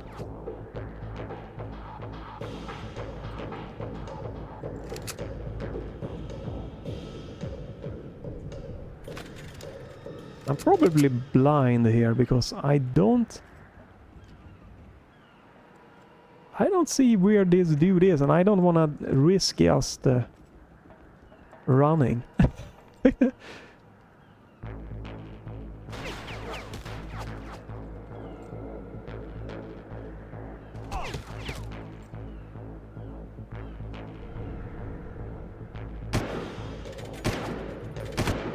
There we go, okay.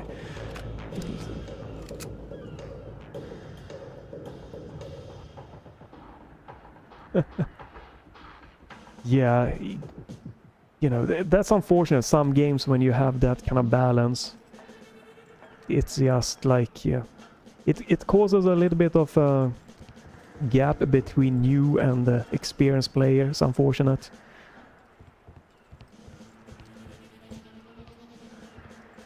That's going to cause problems. That's right. Am I supposed to? Yes.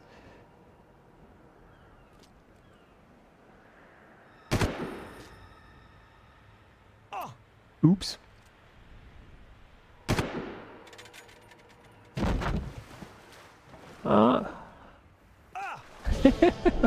Oh no. Okay, I've got a boat.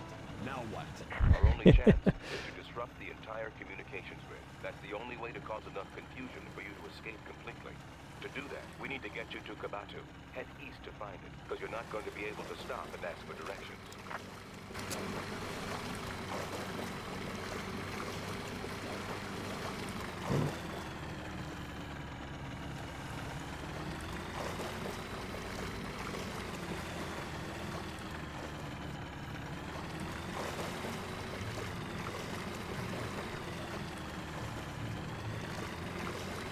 Yeah, I can get that. Can be a good thing. There can be lots of very different people online when you play. You know, there can be people that just wanna, you know, can have mental issues, which is not something you want to be part of. It can be they're trying to scam you, or just, yeah. I definitely had one within a Swedish community, since I'm Swedish, and it was during the PUBG era. And he had some clear mental issues and problem with drinking. And when, you know, we played, I let him add me as friends, but I very quickly realized this is not a guy that I want anytime close, and I like just stopped playing because like he just walked in like when we were just playing, open microphone into the bathroom and just, you know, use the facilities, and just started crying. And it's like, dude, yeah, I can't help you. You need someone professional. I think it's good online. Just I try to stick to English because well, there might be, this is, you know, I feel is from like China, you know, and most of the people or video, a lot of videos seen was, you know, in a different language, and it might be, yeah, just to be as most as accessible as possible for whatever reason. It's also good practice to try to speak English. Yeah, definitely made in China. But I saw, you know, most of the information about this controller and stuff like that, you know, were in Chinese. And that's why I think it's good to have English, because it was kind of difficult for me to find lots of good information on the controller itself.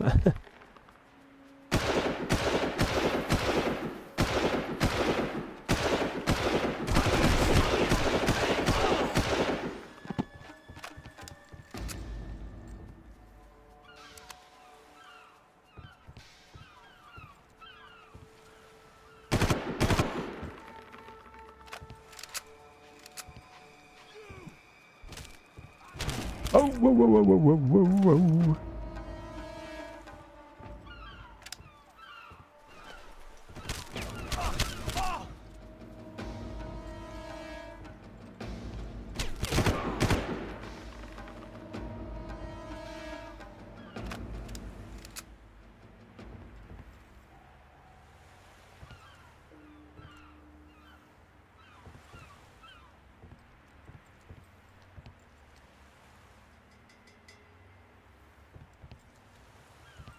Well, you can, you know, type in a different language, but if I don't understand it correctly, I might not respond correctly for sure.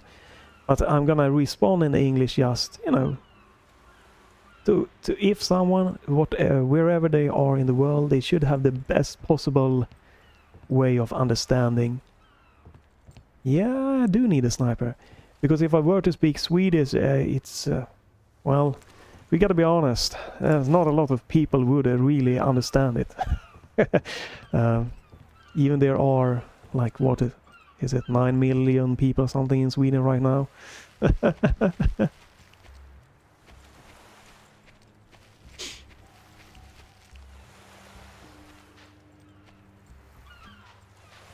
But I should be able to, you know, understand some of the Norwegian there, but I might not understand everything. And I think one of the most interesting thing was not Norwegian, but I encountered during work a Danish person, and he was my boss. He was a vice director, VD, and in charge of a small company and everything, but still in charge. And he refused to speak English for some reason, and it was kind of like, sir, could you maybe, since you are in like my boss here and it's very important we get everything right, maybe try English? It was so confusing trying sometimes to, like, yeah, I just gonna nod my head and hope that this works out, because I just don't really get what you want from me.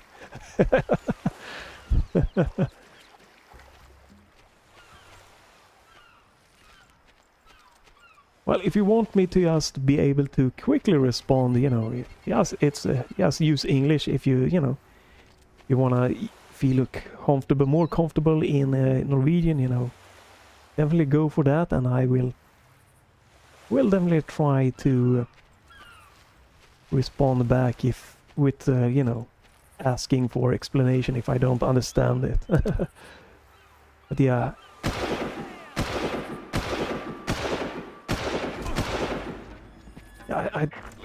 That Danish, you know, video, that was kind of funny to me, you know, like, it's very important that everything gets correct here, and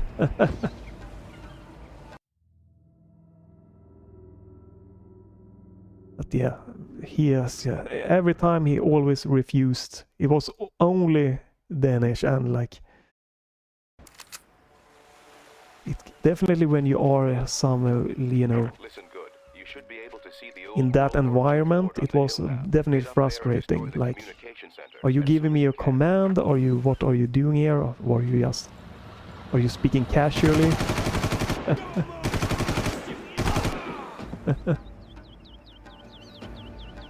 Well, I'm not gonna dive too deep into that.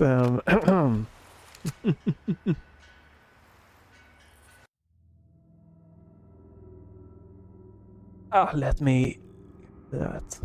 I don't think we need to do that. That's the YouTube Autobot, but I don't think we need to be hiding that. But I'm not gonna dig into this, you know, thing. But I do know that there are definitely some people have easier to understand in the you know, different types of the Scandinavian language. But you know, even here in Sweden, understanding someone from like all the way north could be, you know, problematic sometimes.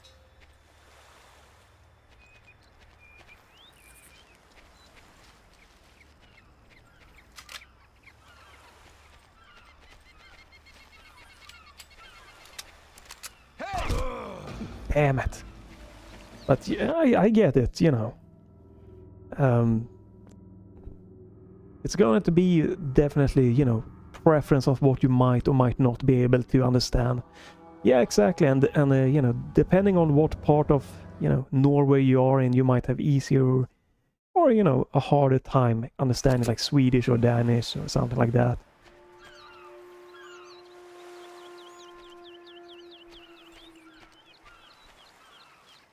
And there's a lot of places that has that kind of thing.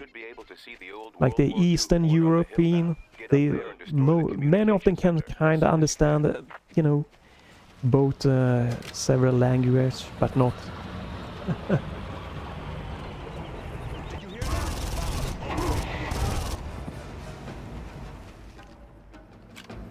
Close to the main part, the main city.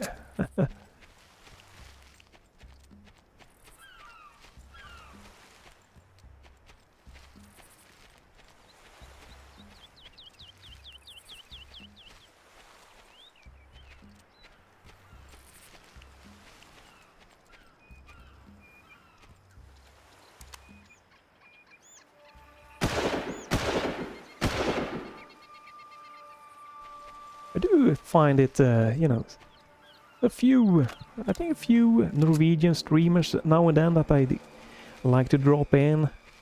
You have Karna with Mix Constant and the muscle bodybuilder Knut, I believe, is also Norwegian. So, you know, they often speak English, but sometimes they do Norwegian also. It's kind of fun. That is a small hitbox. Ooh.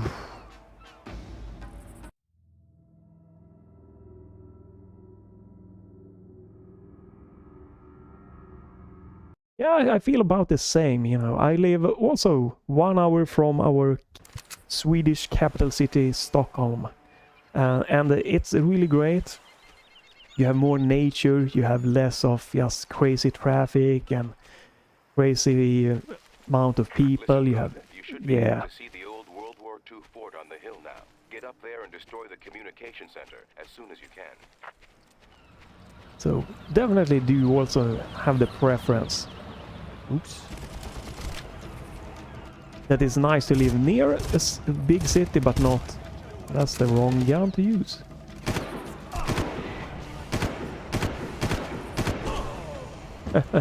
Yeah, definitely nice to be easy access to a bigger city is good.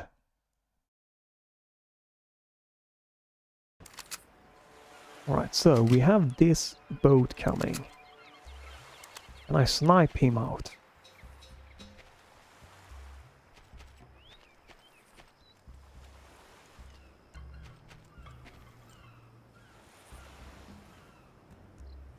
Listen good. You should be able to see the old World War II fort on the hill now. Get up there and destroy the communication center as soon as you can.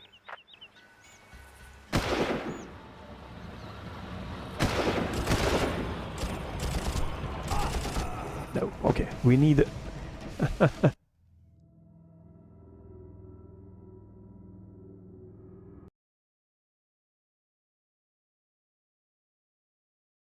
Well, yeah, I can see that.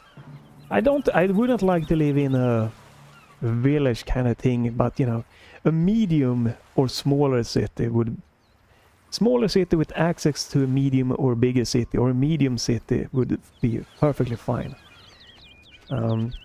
But I grew up in a very small maybe a couple of thousand people's kind of thing. And when you only have like one little small convenience store like that, See the old World War II fort on the hill now. Get up there and destroy the communication center as soon as you can.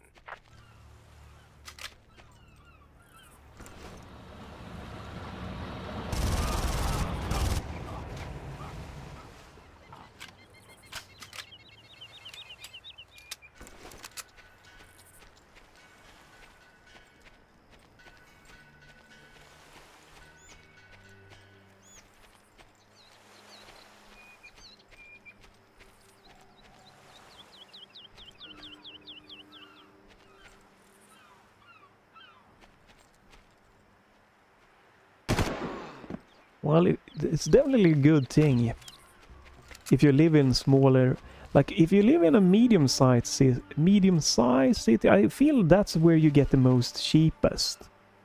If you live in a very small place, you know, groceries and communication, everything's going to be more expensive. And you live in a big city, again, it's gonna be the most pricey thing ever. But a medium,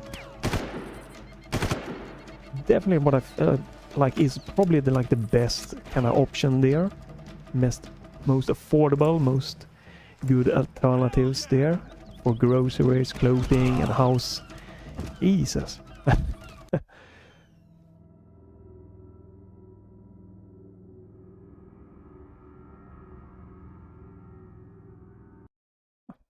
Well, it might be different. I don't think it's cheaper, not really in Sweden, maybe like depending on where you live. But if I were to go move to, that's about maybe 30-40 minutes away, with a lot less people, the rent would still be pretty much the same, house cost is pretty much the same, but you have limited groceries, grocery stores are much more expensive, communication are much more sparse, and it's gonna cost you more in communication. And you know, gasoline is, I'm sure it's the same in Norway, right? It's crazy expensive for us here over in Scandinavia. So it's a lot more expenses.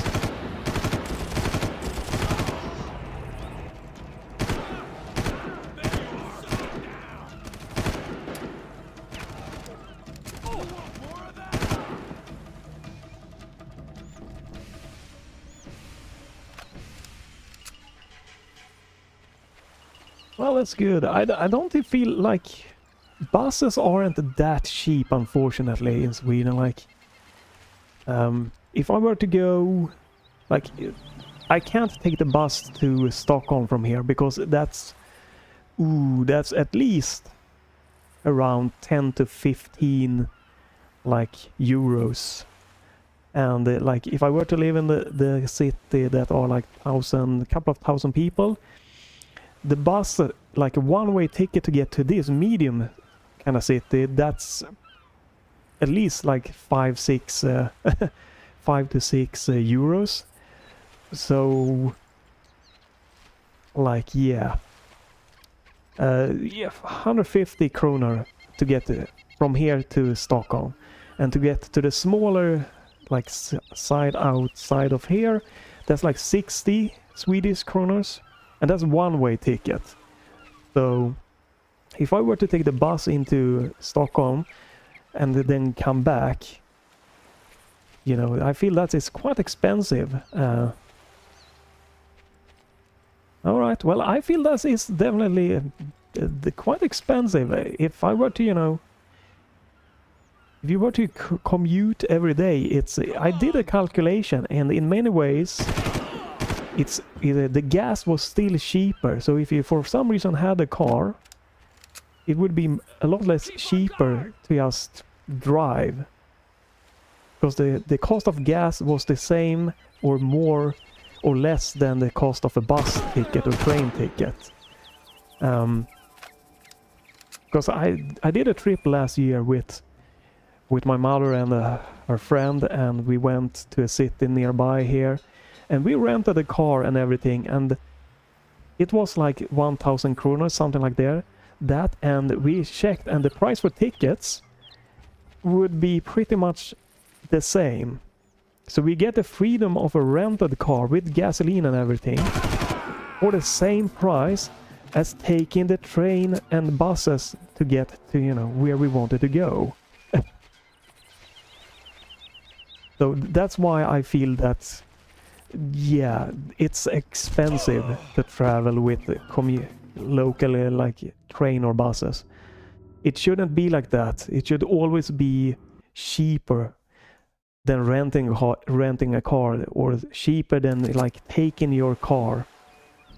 But we were 3 people with a rented car, and it's cheaper with all expensive, you know, paid than to just take the bus and train down.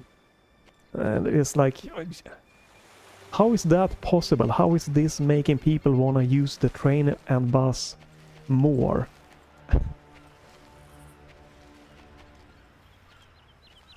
Listen good. You should be able to see the old World War II fort on the hill now. Get up there and destroy the communication center as soon as you can.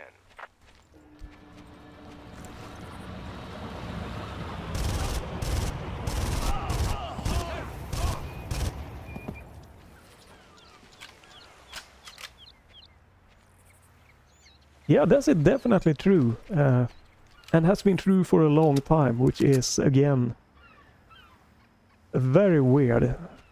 Like, if you want to take the train on a long trip in, you know, your own country, it's gonna be cheaper than... It's gonna be more expensive than just flying to Europe.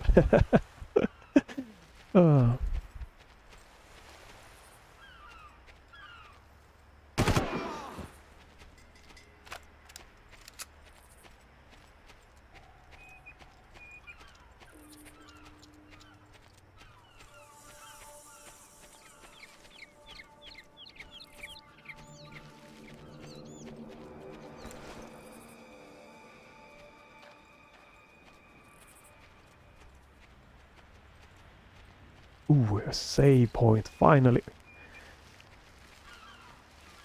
Ooh.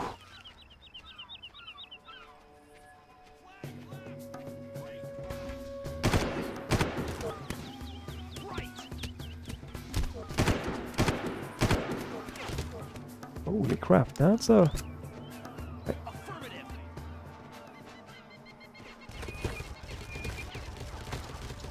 Got it. Oh, down there. Yes, sir.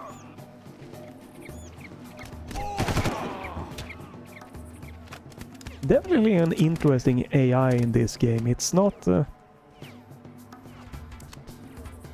usual just run and gun straight forward.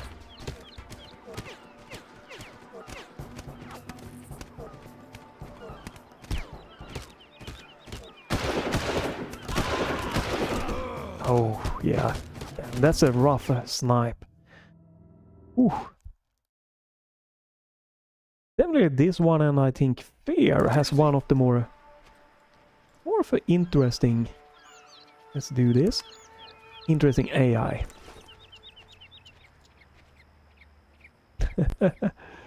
Yeah, it's not a perfect AI, but it's definitely one of the more...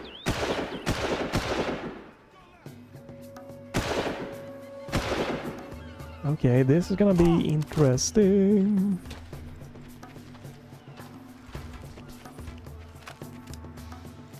But compared to a lot of modern AIs, it's definitely one of the more interesting ones.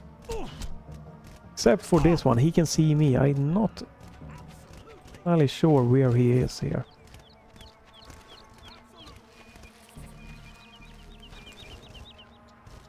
Well, even on easy, this is definitely more interesting and advanced than many modern games.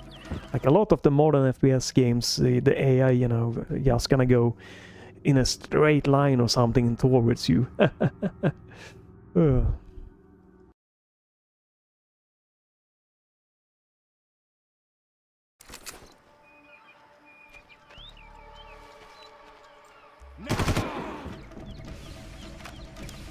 Can I get out of here? I want to be in a better position.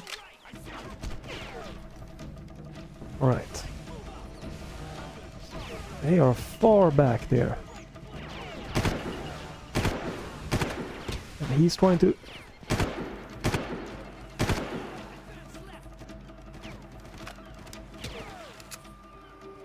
Uh-huh.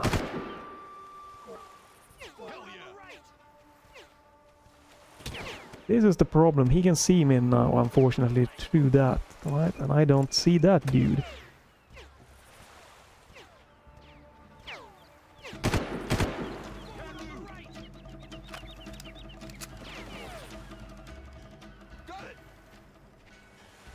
Oh, he flanked all the way around. Okay.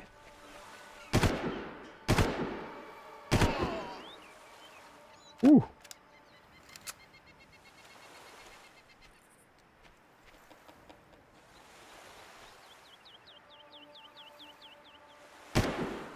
Well, I got lucky with that one, that it didn't gun me down. So, I also did a tick. Apparently there is like some kind of AI balancing thing that you can do that should make that if you are doing good, the game is supposed to throw more like a difficulty enemies at you, and if you are struggling, like dying several times in a row, the enemy is supposed to be a little bit, you know, more stupid.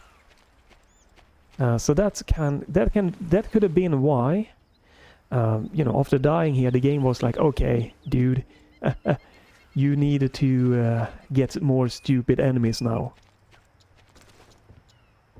Which is an interesting take. Ooh, there we go.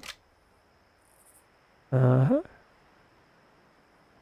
Oh, so I have to drop with is that? No, here. Can I drop this? Probably not a good idea. So that's how you do it, and then that. Then we have this. 5 shots. Okay.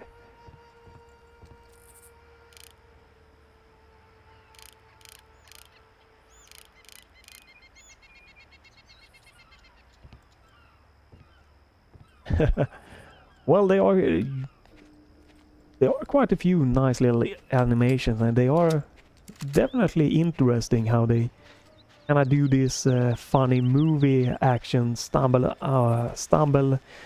down and dying.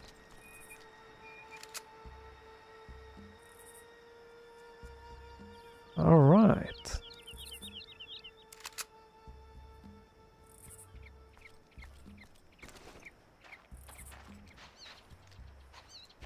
I think GoldenEye went with like they wanted this kind of movie thing where you get shot and then you stumble and fall instead of just realistically falling over, and they did it really nice. You're much more likely to I can see a lot of retro games having similar things because, you know, they couldn't do many crazy things.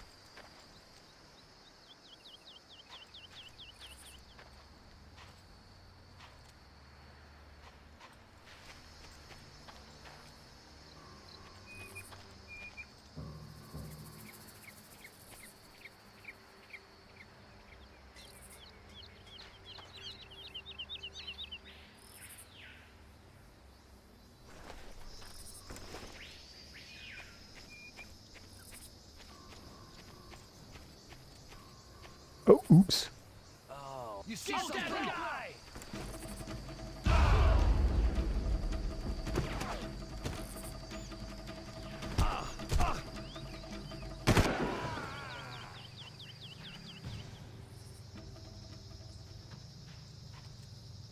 Ooh.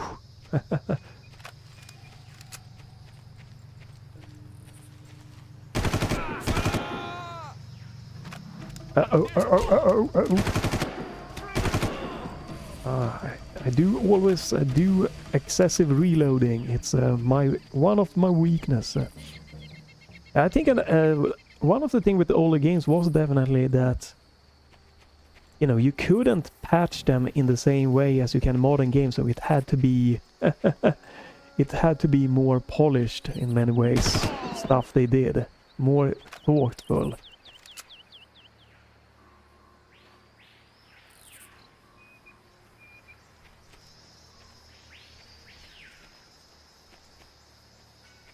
Well, I guess that's depends which era you are from. Well, when you talk about retro games, but most of the N64 games, they have tons of drop down or slowdowns in FPS. A lot of the PlayStation 1 games have lots and lots of drops. For PC it's a different story because, you know, you get a beefer PC, you get less frame drops. But for consoles, like NES, even the Nintendo games, quite a few of them had lots of frame drops. But yeah, especially the N64 and... Right, that's one. It's quite unfortunate because GoldenEye can drop to like 12 FPS, Glover runs at like maybe 18 FPS. Super Mario 64 can definitely drop sometimes, and it isn't running like you would have liked, and it's nice and smooth. 60 frames per second there. Perfect Dark is, I think, almost in worst case scenario down to a single digit FPS.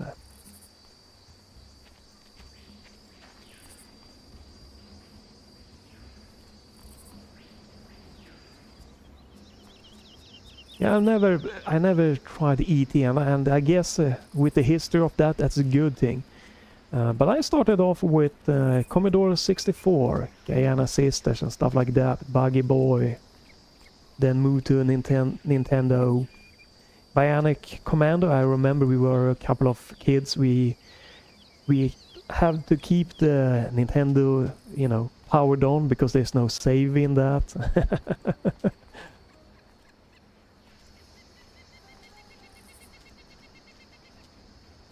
Ah, that's nice, and Mario Kart 8 is a really, really great game.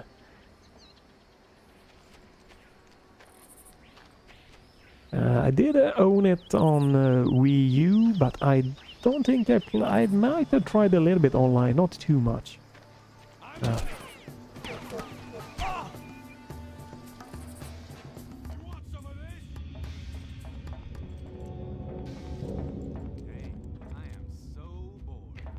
Well, I do definitely have a bit of,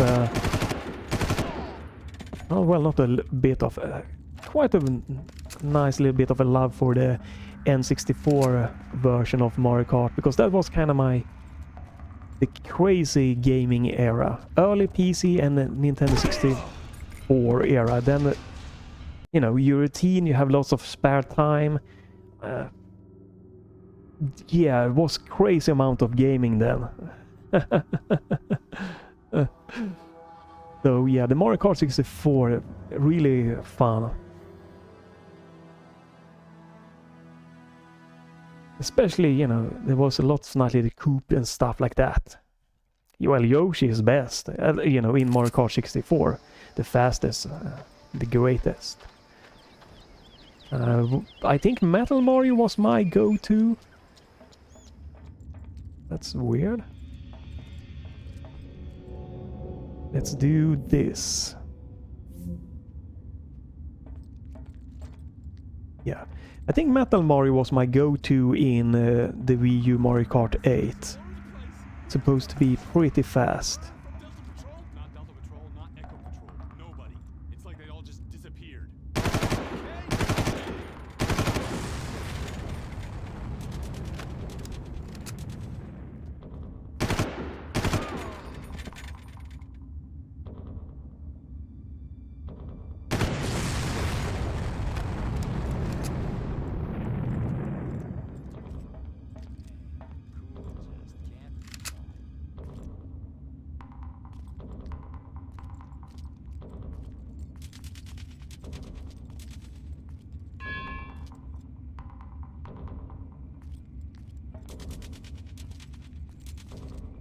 See, I do 5 shots. Oh, that's a lot.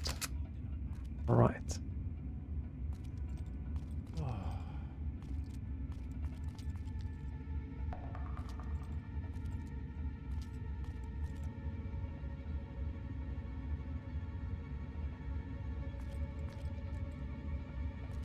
That's a really nice touch to What was that? the Mario Kart 8. I like that, you know, there's a lot of customability you can do to your vehicles and stuff like that. Definitely a very nice little I touch. don't care.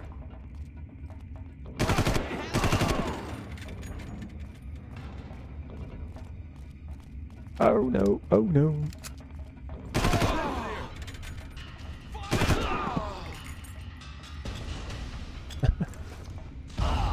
Oh, did he? Oh, that's from all the way over there.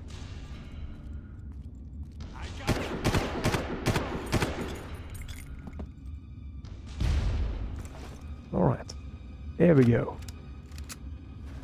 Whew.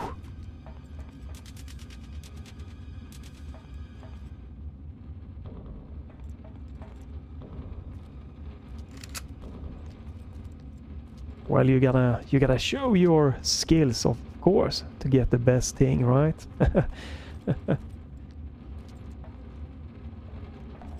I do definitely. I think I got the reverse track and everything like that. But not online. I did not win, or you know, do a lot of so. Oop. It's kind of impressive when you think of it that Mario Kart 8, you know, even though you know it's got re-released for the Switch, but they still have shown it quite a lot of love. Just recently, right? They released a DLC with a few new tracks and characters, so it's been around. Alright, so here's where I started. Been around quite many years.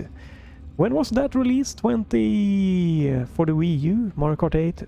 2013? Or 14 maybe? So that's nearly 10 years of that kind of game sticking around in one way or another.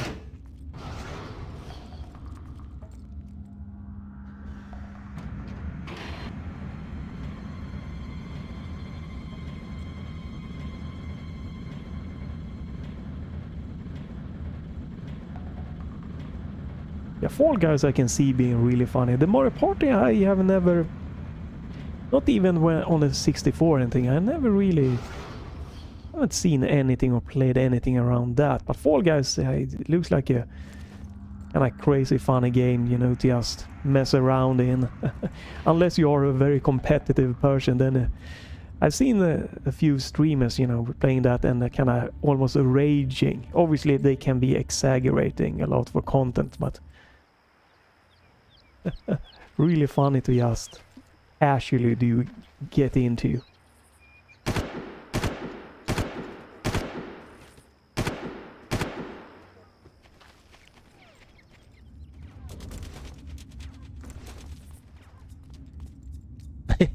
Being well, yeah, obviously you can be the competitor. I'm not gonna argue that, but it feels like in that game it might not be your best bet. There's a lot of I feel there's a lot of random things that can happen, and that might not be the best funny thing if you are very competitive. But everyone are different, you know. And I'm not that guy again. I did goof around. I think we was playing, was it Rock Band or something, with the not with the real equipment but the fake one, and I just goof around and lifting like the guitar thing up to, like, you know, show off, and the friend who was competitive, oh my god, dude, don't do that, you're messing score up here, oh my god, what the hell. And yeah, I've never been competitive in any game. Like, it's fun to win and everything, but I just, like Tony Hawk Pro Skater 3, like I got kicked almost every match for being called a cheater, but you know, I didn't play to be beating everyone else. It's just fun playing around with others and stuff like that, to me.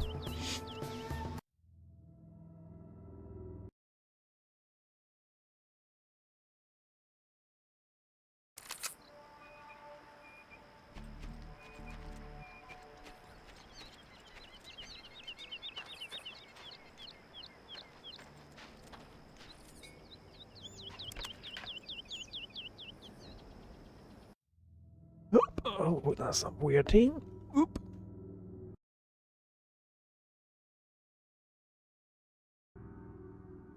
Well, I don't think it's the most, you know, not the best thing to be too, like, you get too aggressive or anything. Not, well, not aggressive, but like playing competitive if it's like gets you too much. Oop. Can be a little bit of a disadvantage. Right, so I think I'm supposed to go in that.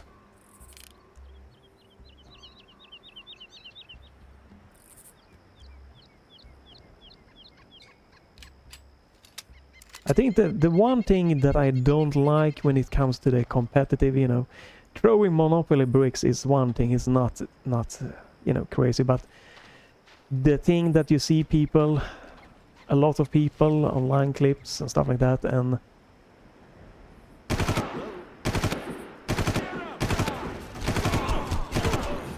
when they like they take their gamepad, they throw it at the screen, when they start punching the screen, or they like start banging on the keyboard, throwing that around, like that is something I feel is just, dude, you need to stop being this competitive, or you need to just, you know, check something. Something is not right here. You need to do some more of a self-control, something doing here.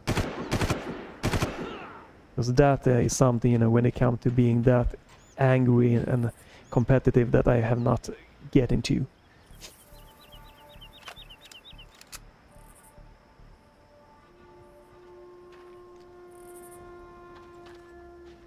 Again, as long as you don't start punching and throwing and just screaming like crazy, you know, I think it's, you know, it's one thing. It's nothing that's, you know, gonna be too crazy.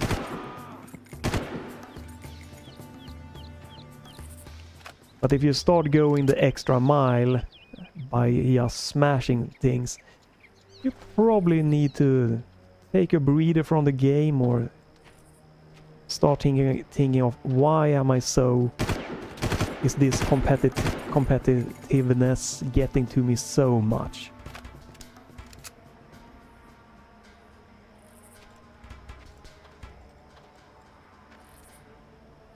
You know, it's okay to be angry, you know, it's how you use that anger.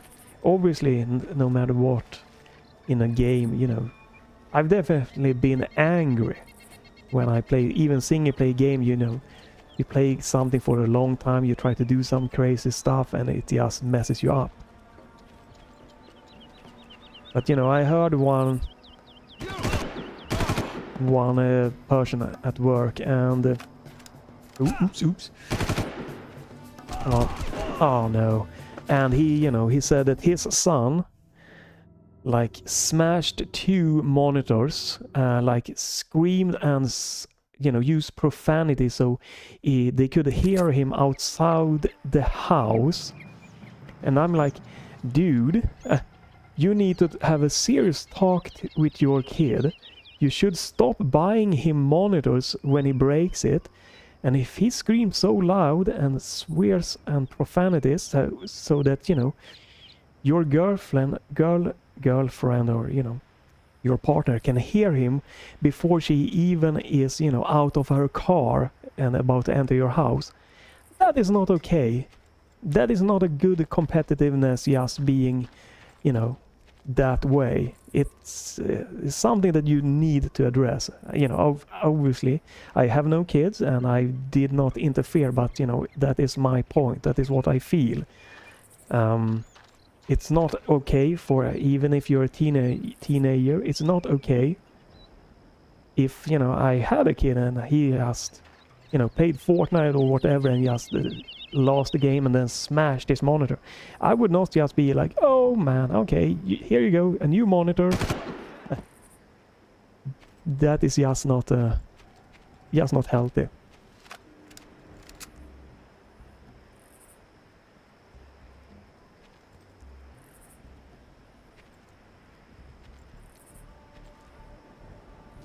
Well, yeah, that is one thing, but it's also up to the adults, you know, the parents, to teach their kids, to teach them, to show them the way.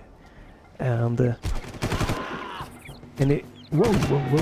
If all you're doing is buying new stuff when the kid breaks it, the kid gets a lesson that this is okay, this is how I should behave.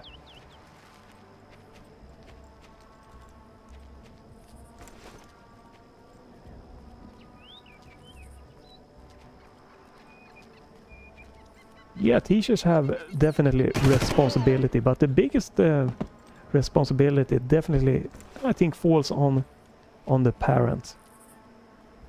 Because when I was playing PUBG, and you know, the one I play with as was very competitive, and you know, everyone's a cheater and everything. He had a kid, and he spent time with me. I have no kids and everything, and he have kids every second week because you know he's not with the partners, had split up. Whoa. And it's like he's playing 8 hours with me this game, and I can hear him telling and yelling to his kids in the background, "Oh, you need to just play yourself. Take out your tablet. I don't have time. I'm in a game. You spend time." And I'm like, dude, maybe you and I should only play every second weekend when you do not have your kids. Your kids had several from like 4 to like 8 years old. This is important time for you to spend and bond and teach them.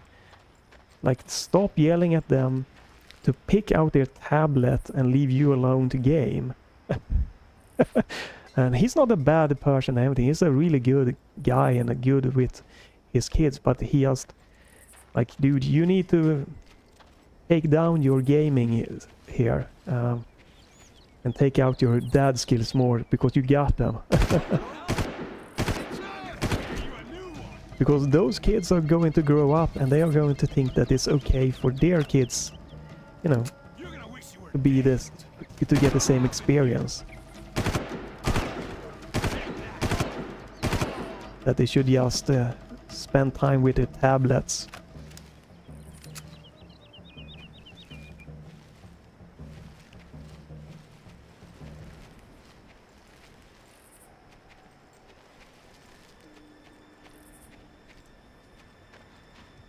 This is a rough spot to get into here.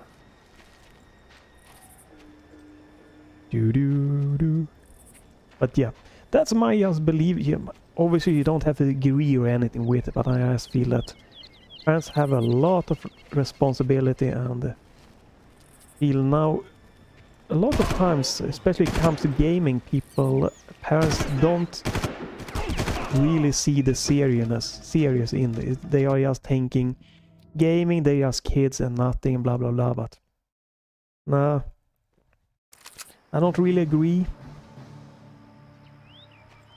with that.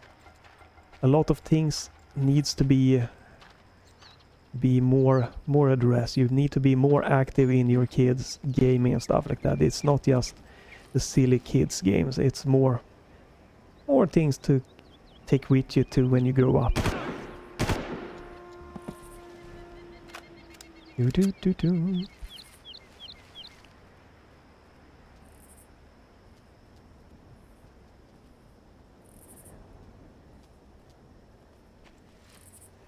Yeah, that's definitely also a scary thing.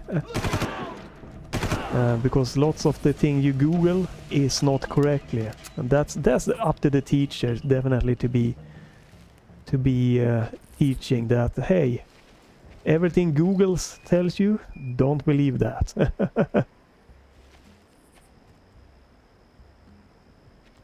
I think that 18 plus games, that's a very good topic, and it comes down to that the age thing is good and both bad, because some games might be classified wrong in many ways. But again, I think it comes down to that it should be okay if the parents feels like, hey, my kid, I know what response he gets, because everyone is gonna to react different to violence, everyone's gonna react different to horror. And when it comes to 18 plus games, I think that it's very important that the parents are involved. They might say, hey, you can play this, but I wanna be there when you play it, to see how their kids react and to speak with them. And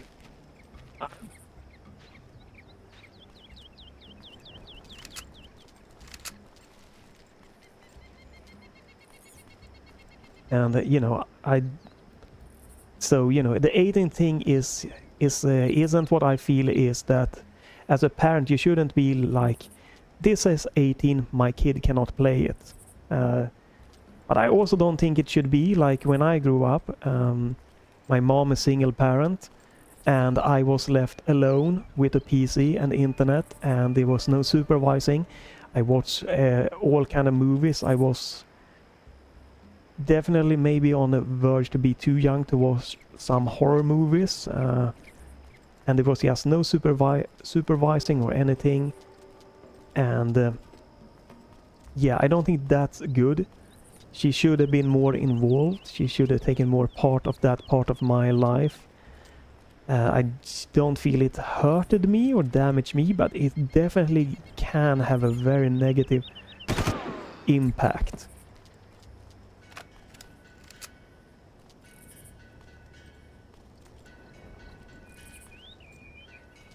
And especially, you know, it gets more and more difficult, unfortunately. Because it's a very scary thing. Like, if your kid is just completely alone on the internet, especially. Just can do whatever kind of things. Yeah, definitely, it depends on the kid, and that's, you know, I think it's very important for the parents to be more involved, and I think that is... well, it's not being the case. It feels the other way around. Because you see people out, they are very focused on their smartphones, and their kids are more and more unsupervised, even in a public area. What's that noise?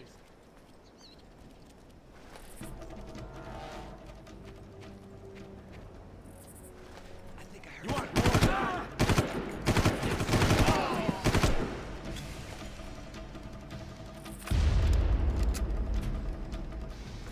Fire in the hole!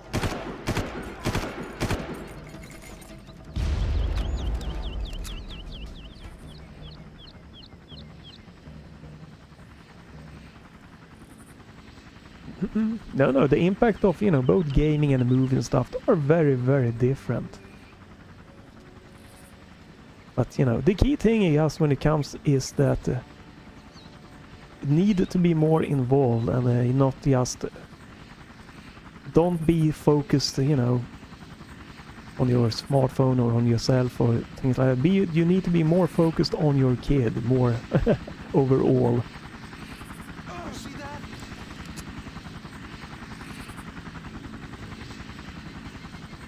You see something?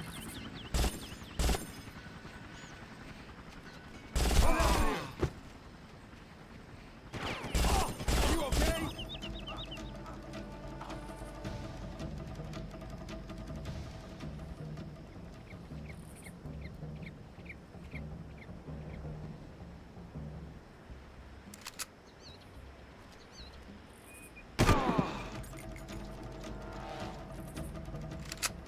Ooh. Do. Because you have to go quickly back to the movies, you know, one thing that, you know, as you said, everyone is different is definitely, you know, very true. I did watch a movie that I should not have watched. I was maybe 11 or 12 and watching Hellraiser 3, and it starts off in quite an interesting way. Let's just say that. And, you know, I didn't think of it because I watched Aliens and Alien and other, you know, kind of heavy things before.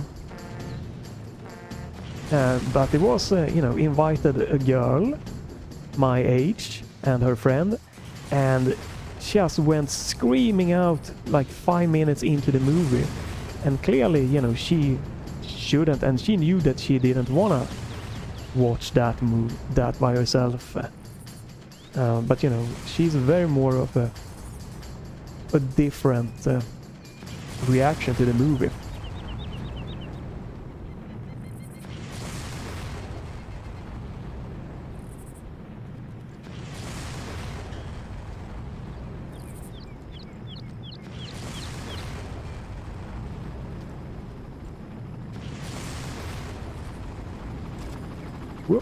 Well, you know, I think that's fine, you know, not everyone needs to have that, you know, thing, and have kids and stuff like that.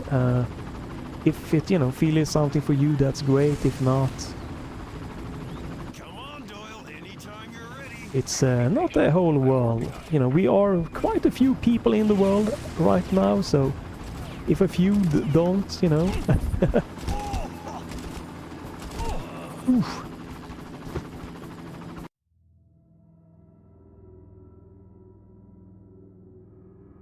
Oh yeah, content creators, they, you know, streamers, they definitely, there are a lot of people that do overreacting and stuff like that, and even all those can definitely scream or, you know, get queasy. That's not good. What the hell do we do now? It's risky, but I should be able to bypass The point was just, you know, more like that, you know, an unsupervised kid, you know, my reaction is one, I'm just chilling, watching it, thinking this was a, you know, it was a neat movie. I didn't get everything because I was so young on. And she, you know, just, oh, I can't see this, what the hell, you are a weirdo sicko, man. That just, the thing is that there are quite a very, very different reaction that two people at the same age can have. And that can obviously stick. There are definitely adults that, you know, not gonna watch some things, and then there are 10-year-olds that can watch the same thing and just, it is nothing. But yeah, streamers and online, every time you see someone react, it's always gonna be like, is that really true? I think the most thing that I believe when it comes to streamers and reaction are the ones that there is an emotional scene and they get like tear in their eyes. I think that's the most that I believe. People just like some playing horror games and they just start screaming. Don't trust them as much. Come on, Doyle, anytime you're ready. Be patient. I'm working on it.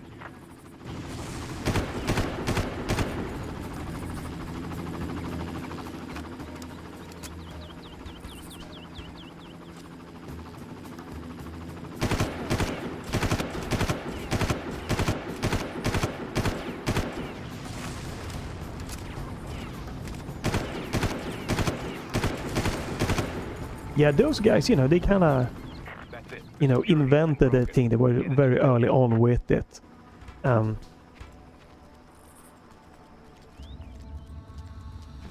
I've watched a little bit of Markiplier for sure, but you know, it's not because like the reaction thing. It's more about his insight and his some of the game he played and that. But you know, him playing a horror game and just start going crazy or reacting. No, it's not really my thing. But I do understand that there is a lot of people that really like that kind of, you know, kind of thing, even though they might know that it's fake.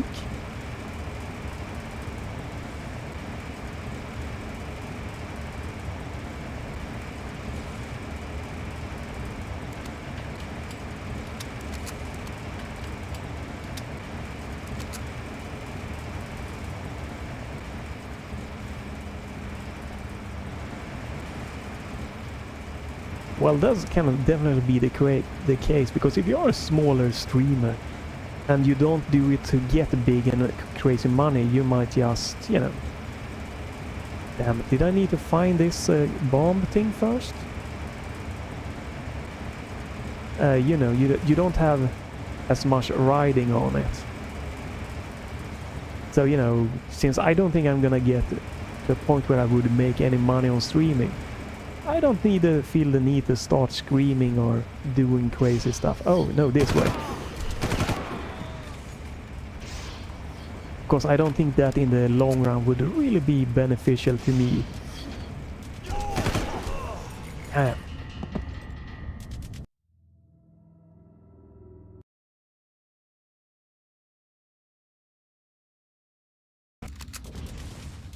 Yeah, no, that's again is very tricky. But it also a little bit comes down to again that we need the parents to be more involved so they can be, you know, this might not be real, just so you know that.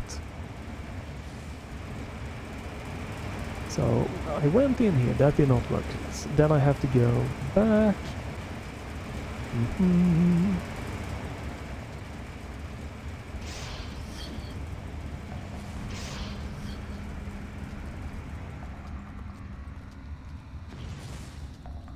Ah, here we go. This man center. Oh, oops. The comm center is powered by a gas generator. If you plant a demolition pack on the fuel tank, the blast should be enough to destroy the whole facility. Oh, a demolition pack. Right. Good thing I remember to pack a few of those.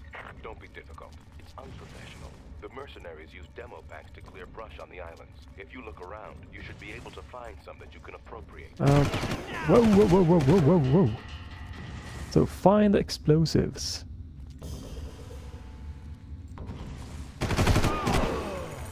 God damn it. Hello? GTA 6. I'm gonna be curious to see what they do with it. But I did not like the single player part or anything like that with the GTA 5 did not really resonate with me.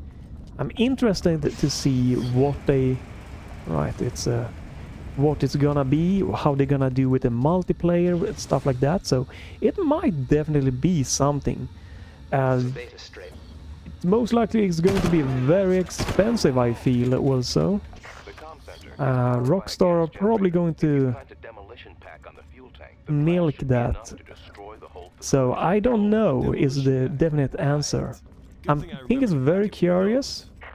And it you know, GTA, especially 5, has had a really big impact on the gaming industry, so drop the assault weapon. Oh.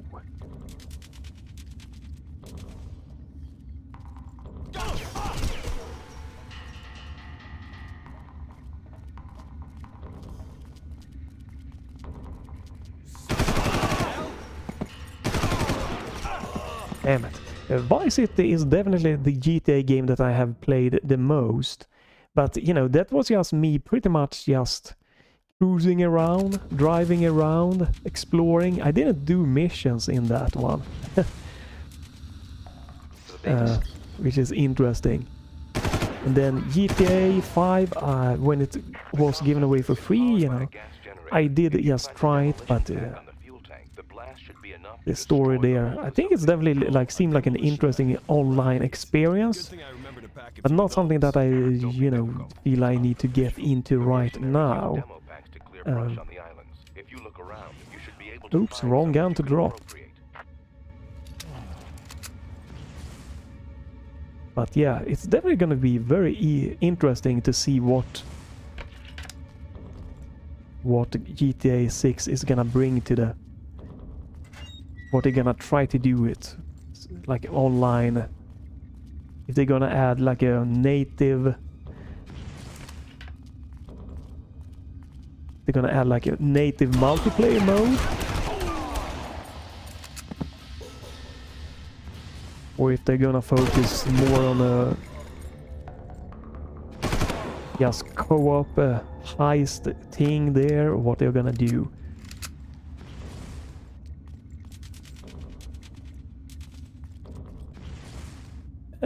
Don't think I have tried Sniper Elite. There's, I guess there's many games out there. And yeah. But I think why I haven't tried Sniper Elite is that it seems that it's more about you positioning yourself and taking like pot shots from far off. And you know, again, my style of game, like one of my favorite games released like recently is Turbo Overkill, and that's just high octane craziness. But you know, I see that it's interesting, and maybe if there's a demo for like one of the Sniper Elite games or a sale, it could be interesting to just see, because I think it's fun to try and like broaden your view of games.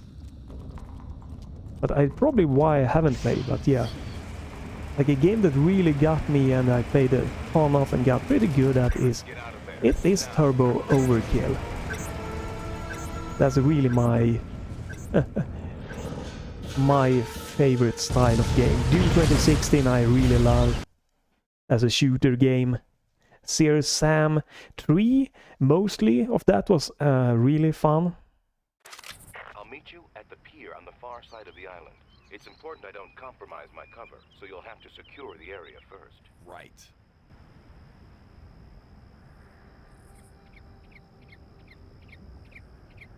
Also, I did. There is one game that a shoot game that I really wanna try. Well, I'm gonna play more of. I'm not sure exactly when. Which is called Adaka.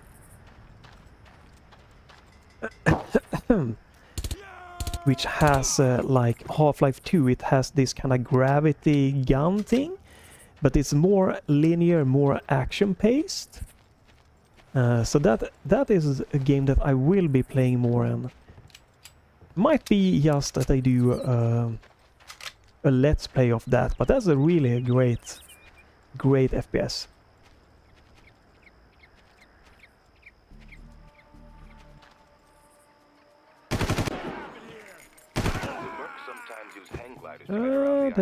Desert Storm. No, don't think so. No, but I learned real fast when people I'm are shooting probably... at me. Yeah, no. On Super Nintendo I played mostly platforming games.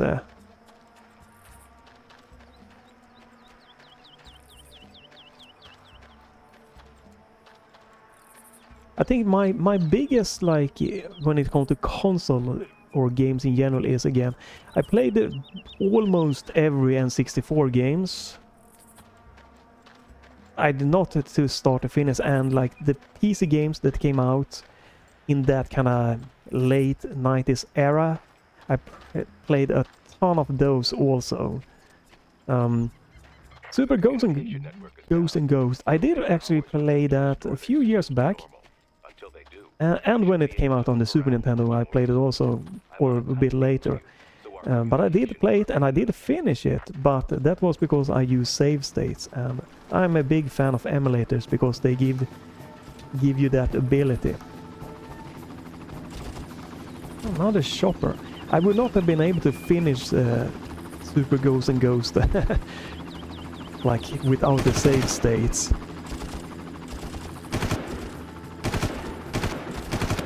So that was really fun, actually. Yeah, it's really hard, but it's really fun. But with save states, it was, you know, it was a really interesting experience because be able to play it through and through. Contra is one of my favorite games. The newly released Contra Operation Galuga is definitely something I will be streaming and playing more of. But Contra 1 I done in like 15 minutes. Super C I did in around maybe 20 minutes, a complete playthrough of. I played definitely the third one for the Super SNES, is really great also. But yeah, Contra Operation Galuga is a ton of fun. So that will definitely be streamed pretty soon, more of. Because that's a game that it's just fun replaying. Trying to get a little better. Blazing Chrome is also a game that I'm gonna be streaming. Oh no, no problem. They are, like, the Contra is definitely a brutally difficult game. Not the latest one, but the earlier one.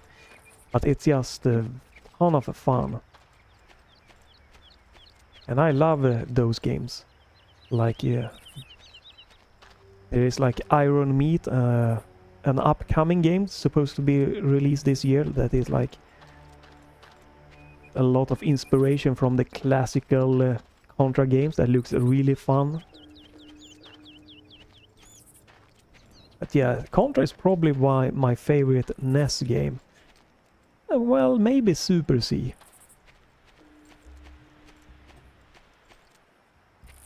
Mega Man 1 and Mega Man 2. I played through Mega Man 1 and done it. I think without any like save state or stuff like that. Mega Man 2 I finished with it has that nice little save thing, so I would say maybe decent.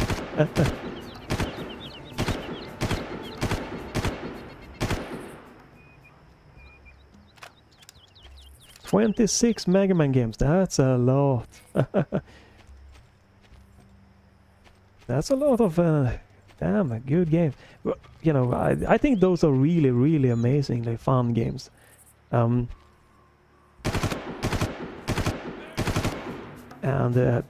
definitely the first ones. I do think they are the ones that flesh out, the Mega Man that flesh out a little bit with upgrades and points and stuff. That is where you lose my interest a little bit. Mega Man 11 though was a really, really great.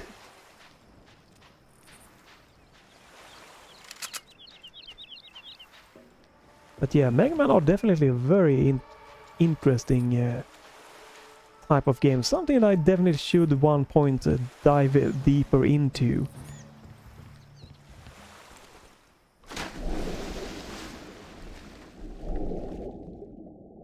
Have you played what is it called, like the PlayStation 1 Mega Man game also?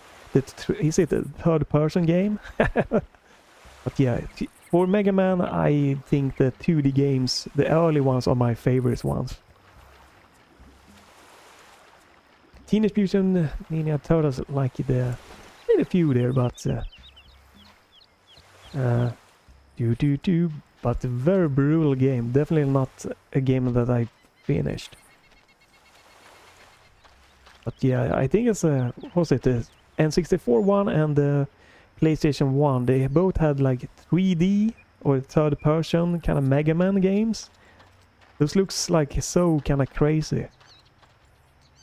Like you have the 2D great games and then you have those games. Is it called like the Mega Man Battle Network or something like that maybe? Because the PlayStation 1 had a 2D Mega Man and they had one 3D Mega Man.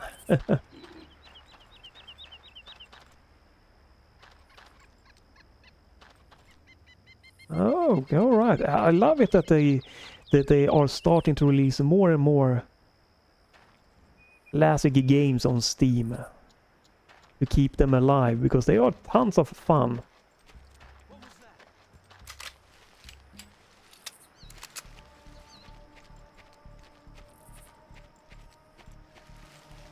Whatever it was, it's not worth our trouble.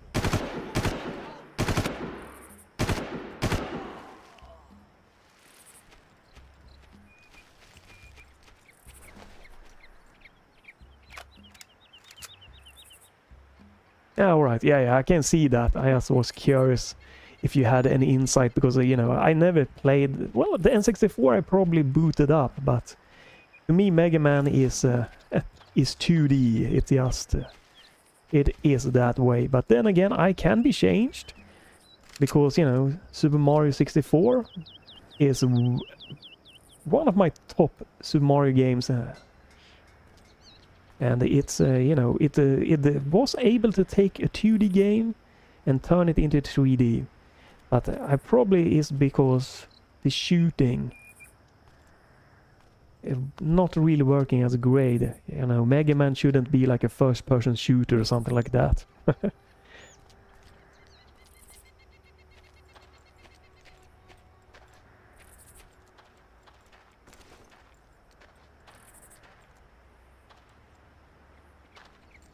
Resident Evil games, those are games that I love watching someone else play.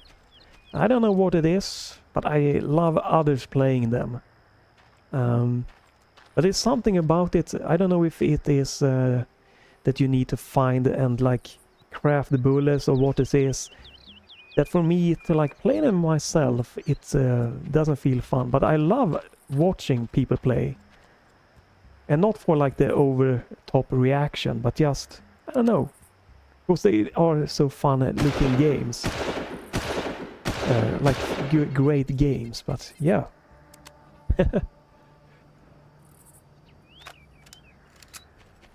Yeah, that's definitely, you know, amazing, and that is, you know, I would enjoy if there were like a new Resident Evil game, if a new Resident Evil game came out, you know, I would, you know, think it looked cool. I would rather watch you play it than, you know, but not, you know, play it myself, or someone, you know, someone else play them.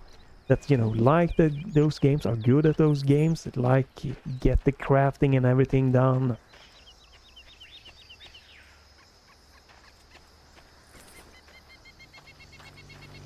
But yeah, that is kind of interesting. There are some games that just I feel, hey, I don't want to play this, but this is a great game. I want someone else to play them, and I want to watch them play it. Ooh. Sniper is good. Very few.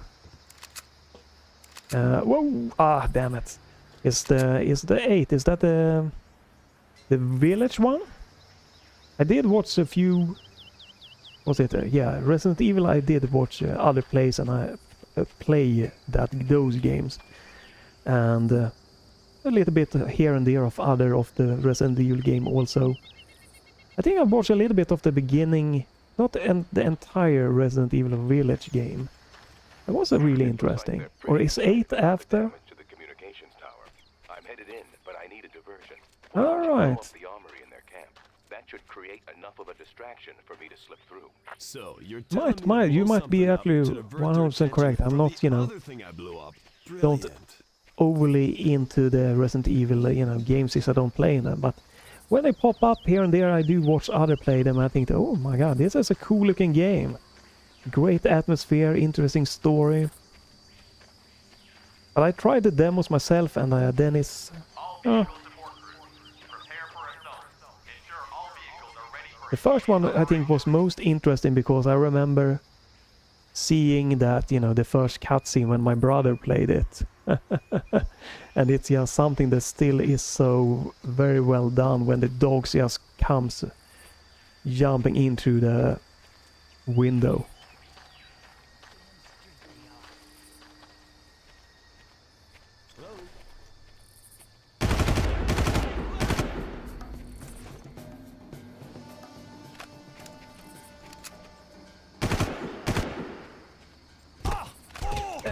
Damn it.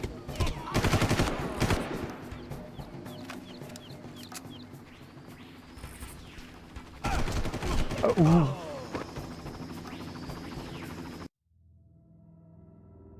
Yeah, right. It was a remaster of that. Definitely, again, that would definitely be something that would be fun. You know, if other people play that.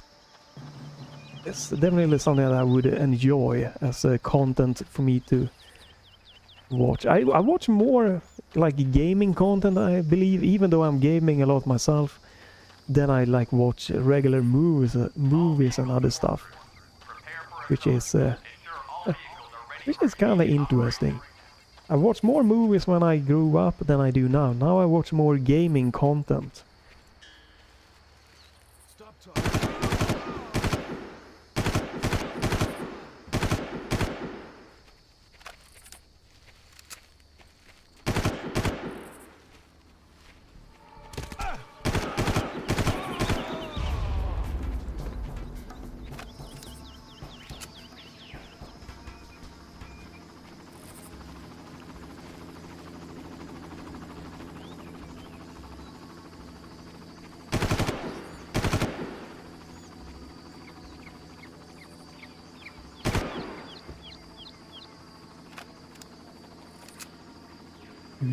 One of the things that I really find interesting is definitely, you know, watching people play games that I really like, and not because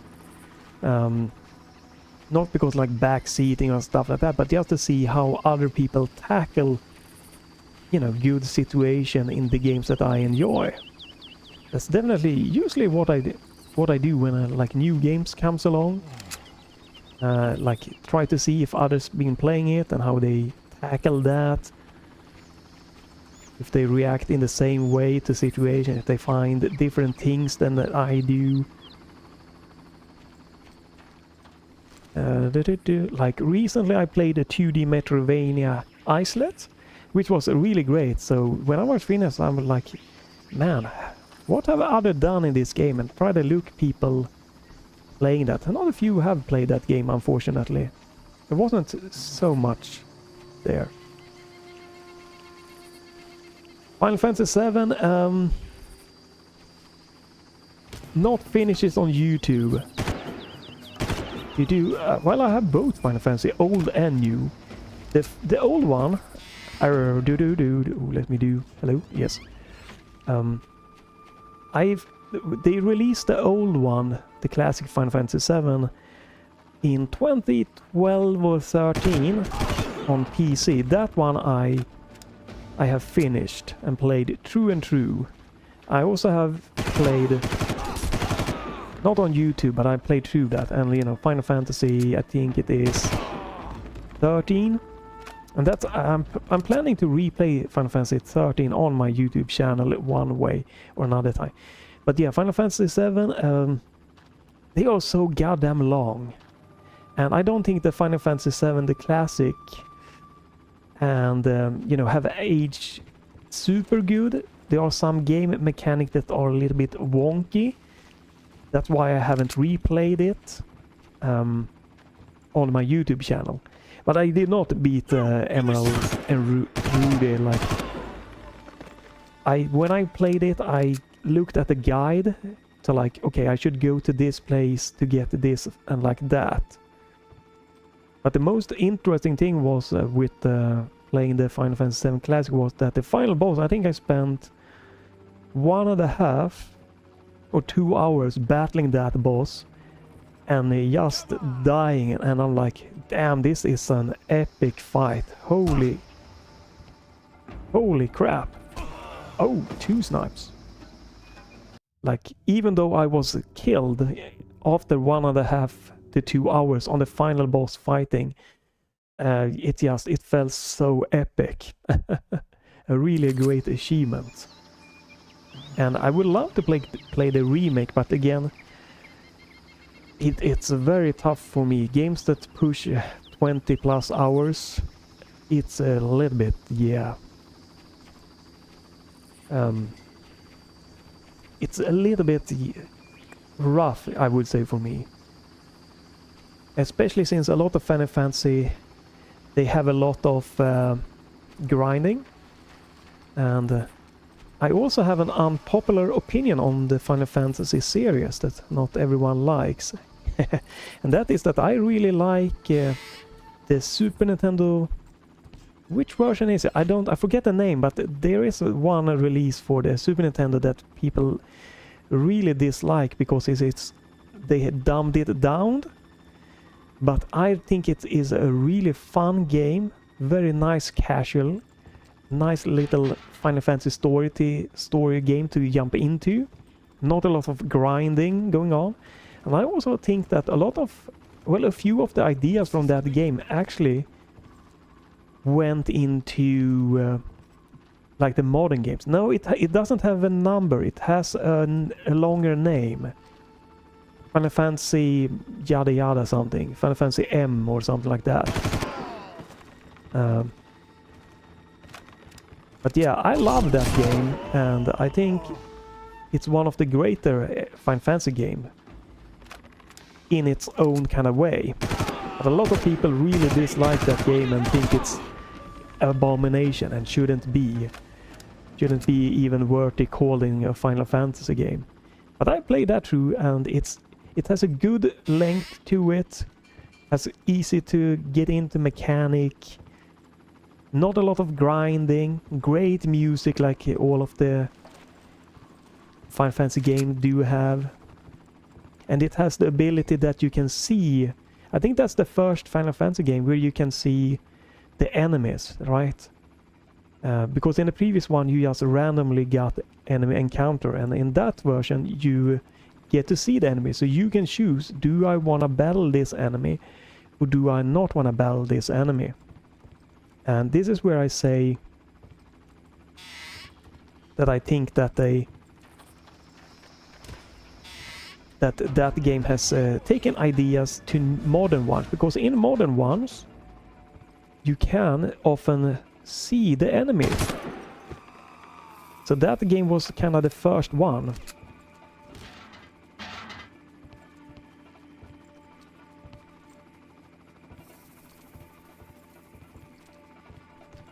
Yeah, no, I have no problem with, you know, not thinking that way.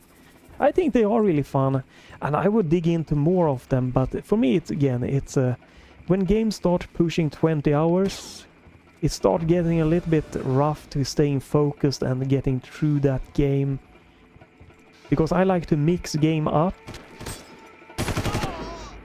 but you need so much strategy for Final Fantasy games, so I don't feel like I can that I can step away from my Final Fantasy game for a couple of weeks, and then when I come back I get my ass kicked because I forgot the strategies.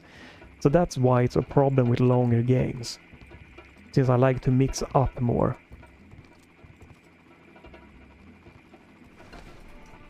So, you know, I can get into that game and, you know, I get all the strategies, I get my enemy, how to battle enemies, and then I step away from Final Fantasy game and a couple of weeks maybe for something else, come back and okay, the story now, I have forgotten the story, oops, oh well, and then I get into a battle and damn it, how was I supposed to do this again?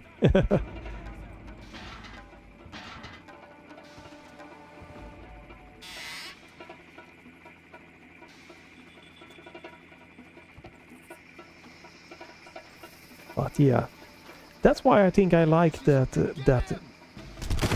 SNES, simpler Final Fantasy game. It's just an easier game, a bit shorter, just easier to come back to and everything. And that's why I like Final Fantasy 13. It's around 20-hour game. It's a good, compact, nice one. Holy crap. And you don't have to grind as much.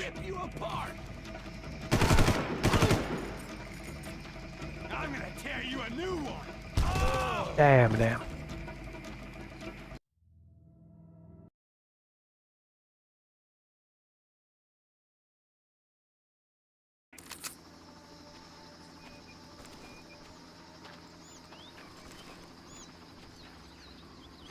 Boom, boom, boom. Ooh, that is a game that I will like. That game and Sim City and Sim, those are games that I just will never ever be able to play.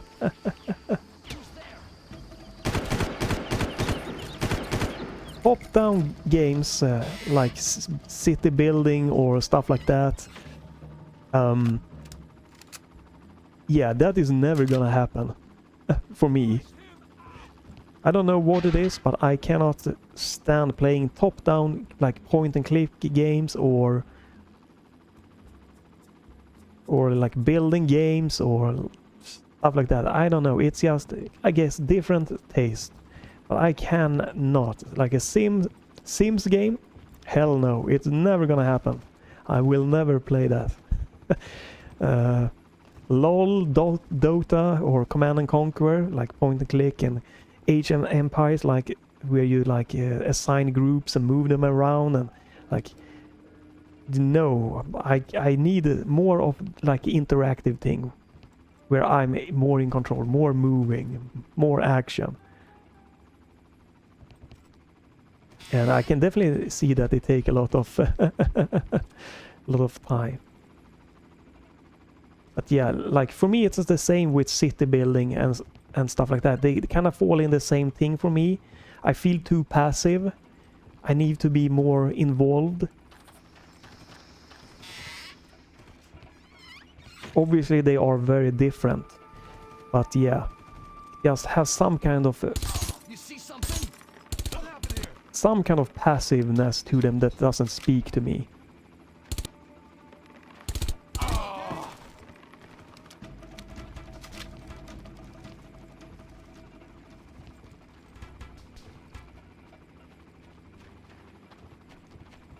Yeah, I cannot do idling games. Personal, you know, things like it wouldn't matter if I was. Weed is super legal and everything here, so you know. So we don't do well. It's not as common, and I have never done that. But like, even if I were to, you know, be consuming alcohol or something, whatever, to just be calm and chill, I couldn't do it. Yeah. If I were to smoke, yeah. Again, or you know, when I drink, I don't play games, because when I get chill, I don't want to do like stuff like that. I only play games when I feel that I have energy, when I feel good, because I only want to play games where there is where it is, you know, me interacting, more action, more stuff like that. So if I'm very tired, I don't even want to play games. No matter what games. So that's just, you know, the personal thing, a difference. People like different things. But I just can't do that. Idling games, stuff like that, when it's more me ordering stuff around or whatever, it's just not gonna happen.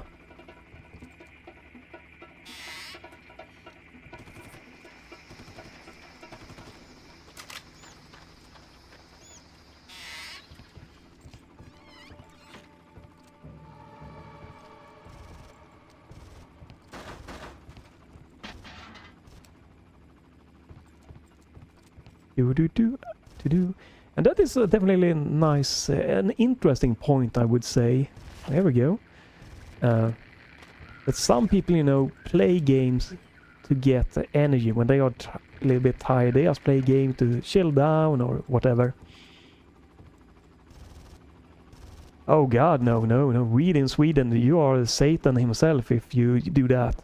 If you get caught with weed, the cops are going to really get down on you, and the medical thing is gonna come shitting down on you.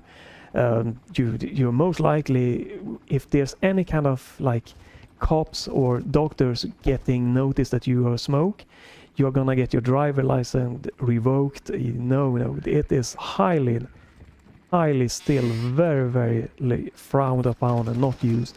Like, I think that like the teenagers and stuff like that, they have like, hey, weed is nothing bad. But the cops and the doctors and every like social workers and all of those, they hate weed with a living passion and will crack down on it super hard. Yes. And like, if you were to if the cops even smells a hint of weed, or you know, when you walk by them, they can take you in and test you for, you know, for it, and you can get like a charge. It is no. Like there has been quite recent, there was a cops that just were out in the field and they felt a smell of weed in you know, in a stairwell, so they localized where that smell came from and cracked down on the person that was just, you know, in his home chilling, smoking, and, you know, dragged him into court and everything. So so yeah. So yeah, no. Sweden are probably gonna be the last country that ever legalize or decentralize or decriminalize weed. Oh joy. Yeah, so, you know, I probably feel that... Whatever. I think it was nothing. Whoa, back up.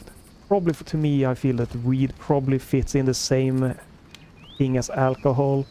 If you know, if you don't allow weed, then don't allow alcohol. I don't think they are worse than each other, so But I don't know people that smoke or anything that. I don't seek out to try smoke or anything like that. But yeah. Looking at, you know, the world and everything, it's clear that we should just stop being such a haters for weed. It's just... It's not gonna benefit anyone any longer.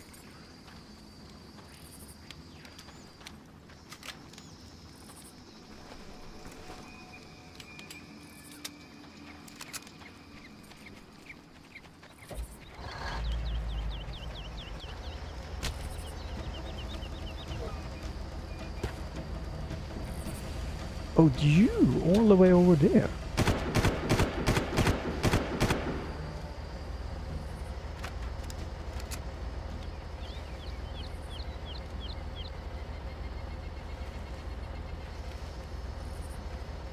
Oh, I can definitely see that, you know, and I think it's just... You gotta let it happen. Focus on, you know, mental health, focus on, you know, giving tools for the police to help them identify people that are using it in a bad way, just like alcohol. Just treat it as alcohol is my opinion. It's just what it should be. It's just the best way to tackle it.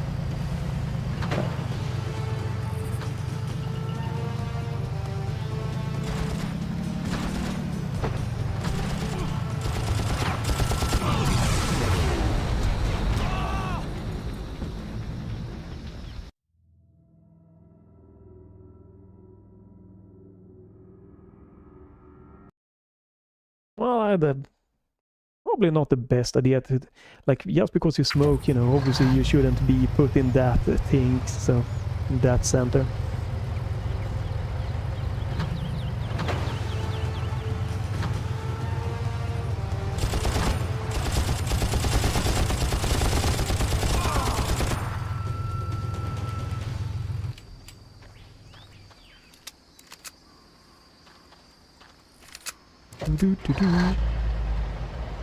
Yeah, since I don't do it, I have no experience. I can't, you know, I can't go in and if it's gonna be much better or anything like that. I just feel that, you know, if you treat them the same, it's probably gonna be best in the end. Like Germany is going to pretty much allow it and everything, and just I don't feel that Canada and every other country that, you know, just because people have smoking or that country are much worse. So yeah, just, you know, just control it a little bit, smoke it, give you know, information and stuff like that. So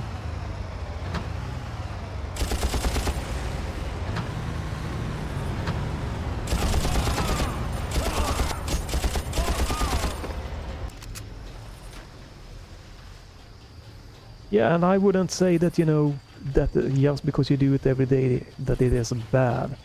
A lot of Europe, you know, have a glass of wine or two every day when they eat, and, you know, they aren't, you know, terrible for any means. So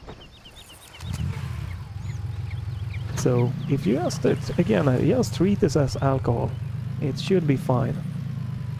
They probably, you know, have a similar effect overall anyways. That's gonna be better. And stop fighting it, stop causing so many unnecessary people harm and trouble.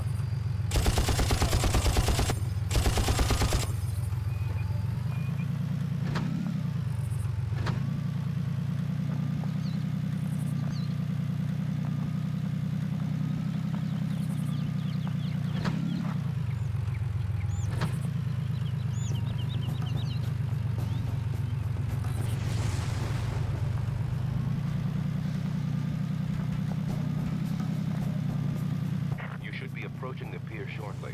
As soon as you secure the area, I'll pick you up. Right.